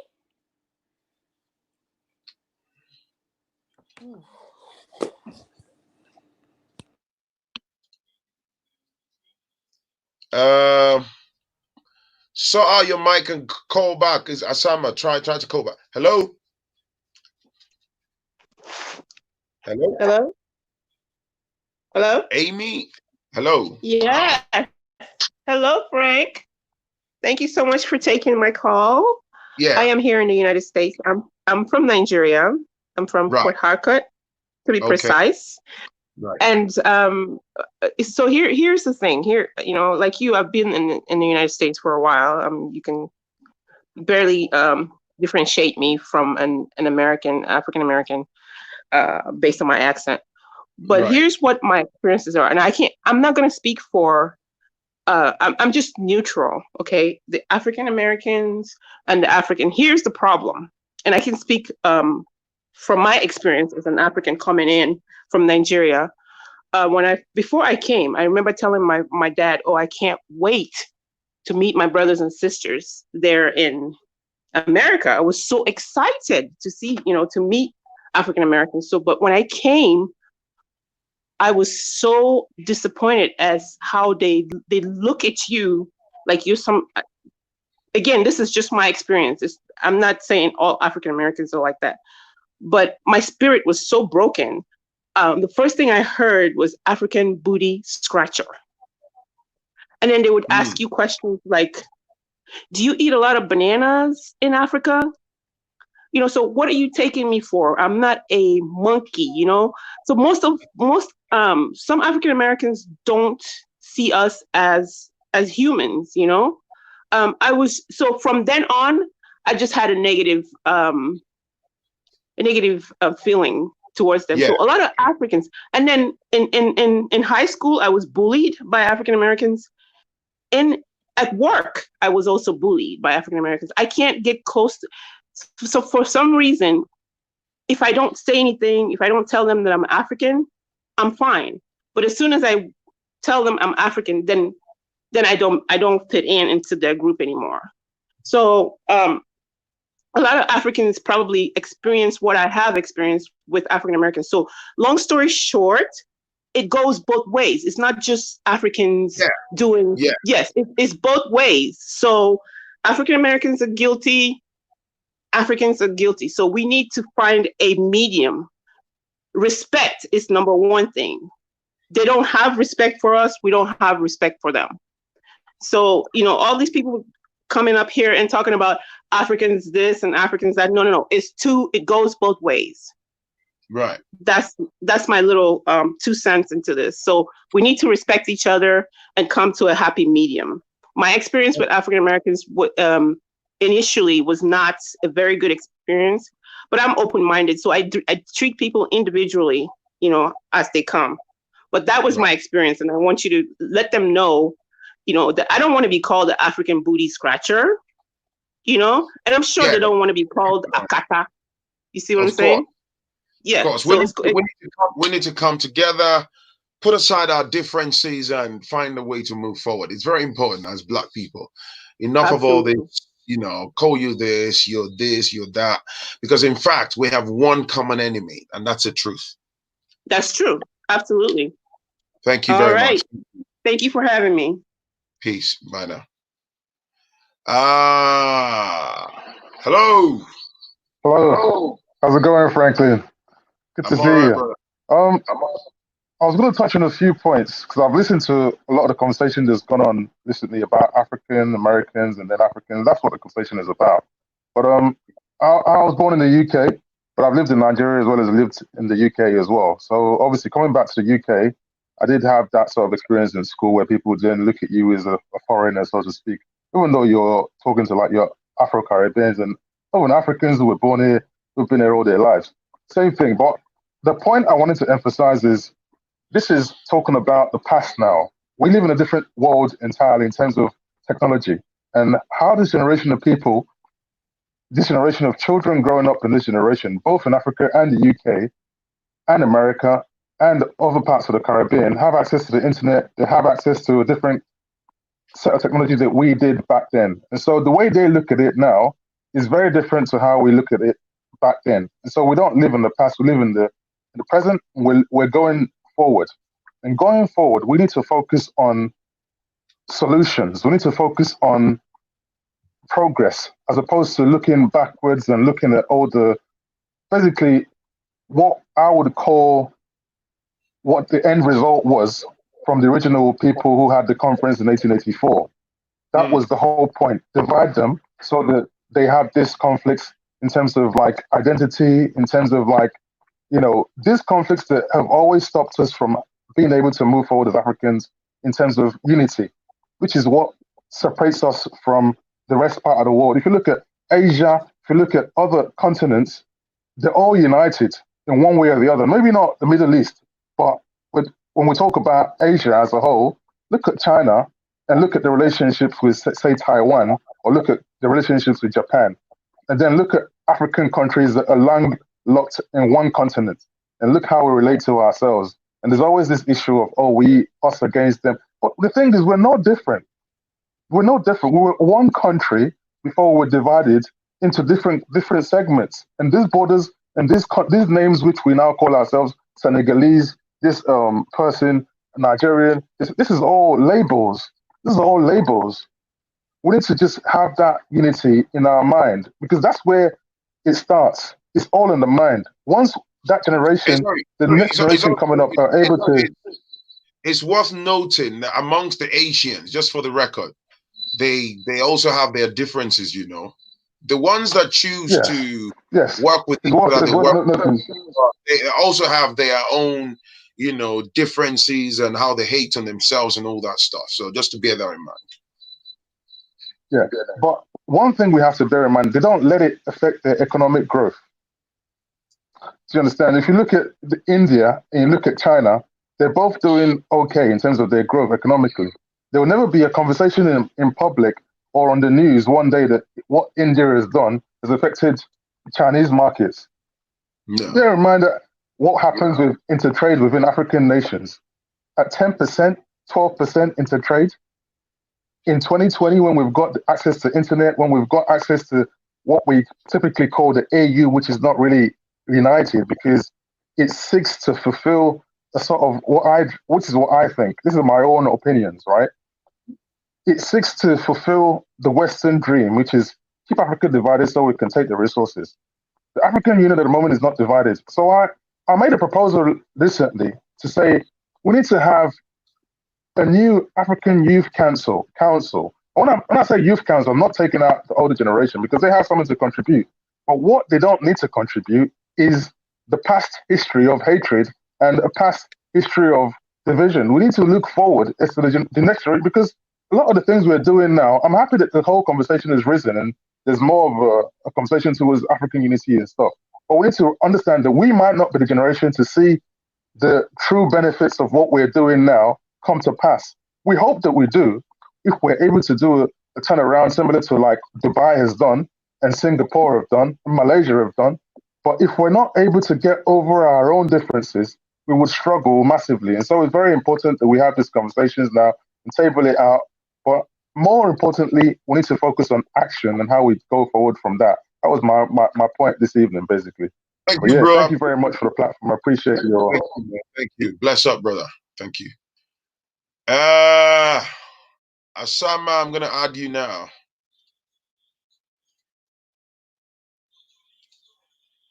Hello. Can't hear you. I can't hear you.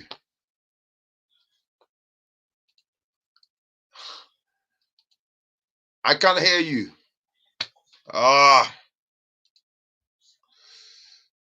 Try to join again. Try to join again.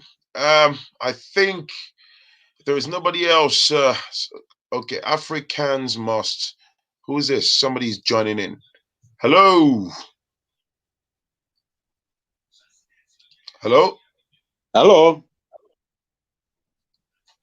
Hello. Hello. Hello. Yeah, I can hear you. I can hear you, brother. Yeah, good evening.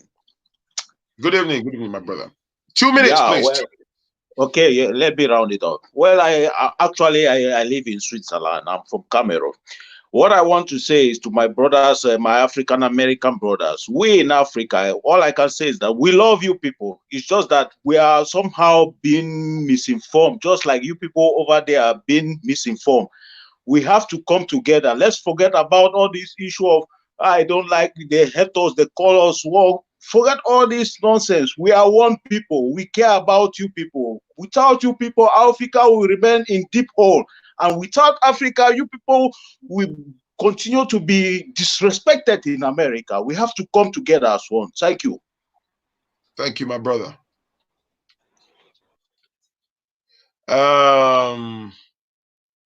That's probably the quickest contribution, man. Alrighty. What's going on here, man? Add to stream. Hello, Aisha too. Hey. Hey, how are you? I'm actually in England, so I'll say a subjective sort of view on the relationship that African Americans have with Africans. Where are you calling from? I'm calling from Wigan. Do you know Wigan? Further up north. Of course. So so it's something that I've always found it quite odd that African Americans take a lot of sort of like pride from being African Americans as opposed to just being Africans. And you can understand where that comes from. You can understand where obviously there's been a lot of like a concerted effort put into sort of like making sure they get detached from that history. But there's enough time that's gone by, and there's a lot of there's enough opportunity now to engage with that African, not just the heritage. You can physically go to the country, you can physically engage with it, you can physically go there and live that life without having to be sort of like second rate. And that's something that's always just, I wish I could just sort of get African Americans, more than just Africans, to see that, look, you are Africans before anything else, and engage with that culture without feeling like it sort of like downgrades you somehow. Like I feel as though there's maybe like a sense of fear almost to like engage with being African. There's almost like this perception, like once I'm African, I'm going to be no longer American. And obviously Africa is not in the best shape that it's been, that it could be right now. So I can understand why people have that perception, but more than anything else, I wish I could just encourage, or I'm just going to say that I am encouraging like African Americans to just engage with Africa as it is. It's not like some phantom land. It's not all history in Egypt. We are here and we are present.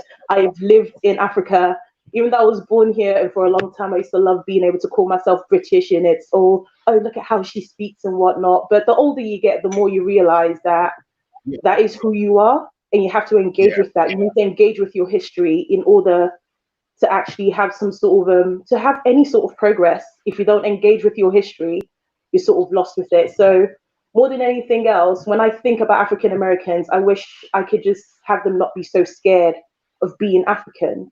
I know it's not in the best shape it is, that it could, well, it's not in the best shape it could be, but that shouldn't be something. And to be honest, you've got Trump for a president over there right now. So you're not exactly, you're not exactly in like some strong position to be sort of like nitpicking about leaders right now. So I feel like it's worthwhile with people just like, don't be scared. Africa's there. Africa's ready, and it'll be great. It'll be great to just have them engage with it more. Thank you. I appreciate you. Thank you. Right. Listen, if you're watching me, before I bring the next person on, if you're watching me, please hit the like button, hit the subscribe button if you like the channel. If this is your first time, I want to say thank you to everyone that's, the super chat. Some people that send me private messages. Listen, you can do a super chat whilst you're on the live stream. If you look in the description, you can support the channel via PayPal, Patreon, or hit the join button and support the channel at £4.99 monthly. It's like coffee type of money. All right. You don't have to, you don't owe me anything, but if you feel like, okay, it will be greatly appreciated. Thank you for all the contributions. It's amazing. My bum hurts, man, from sitting for so long, but I love this conversation. I came up with the thoughts and I thought I'd come online. The response to it has been fantastic. Yeah, James, if you want to, support via PayPal, look in the description. The PayPal link is there. Click on it and just donate via PayPal. Okay, brother? Thank you. Listen, guys, I'm going to have to look for those of you in the queue. Forgive me. I'm hungry. I'm tired, but I'm telling you, man, I will bring interesting topics to you that you can be part of. And if you want to send me an email, foodchannel1960@gmail.com. Let me put it in here. Right? Send me your emails. If you have any suggestions, if you have any videos, any topics you'd like me to look into, please feel free. That's my email address on the screen, and I'm going to pin that on the screen now. foodchannel1960@gmail.com. Push me an email. Send me your messages. I want to say thank you to the moderator, Alonge Baby, right? She's been very great on the timeline. Send me an email to foodchannel1960. Okay. I will be back perhaps tomorrow. I want this conversation to go on. This is how we liberate our minds. This is how we're going to get better. If you're in the queue, my apologies. I hope you understand. There's been so many. We've been online for 2 hours. My bum hurts so bad right now. My bum is hurting so bad. I need to go for like fresh air outside, grab a drink, and then, just relax, man. But it's been amazing. It's been a fantastic contribution. If you've joined this chat midway, feel free to have a playback once this ends and appears on my channel. Okay, for all the super chats, like I said, if you've not super chatted, just because you don't know how it works, look in the description and you can see ways to support the channel. Every little helps. I appreciate you. It's your boy, Phrankleen. And I stay loyal. I'm thankful for all your contributions. My African American brothers and sisters, I personally love you. I respect you.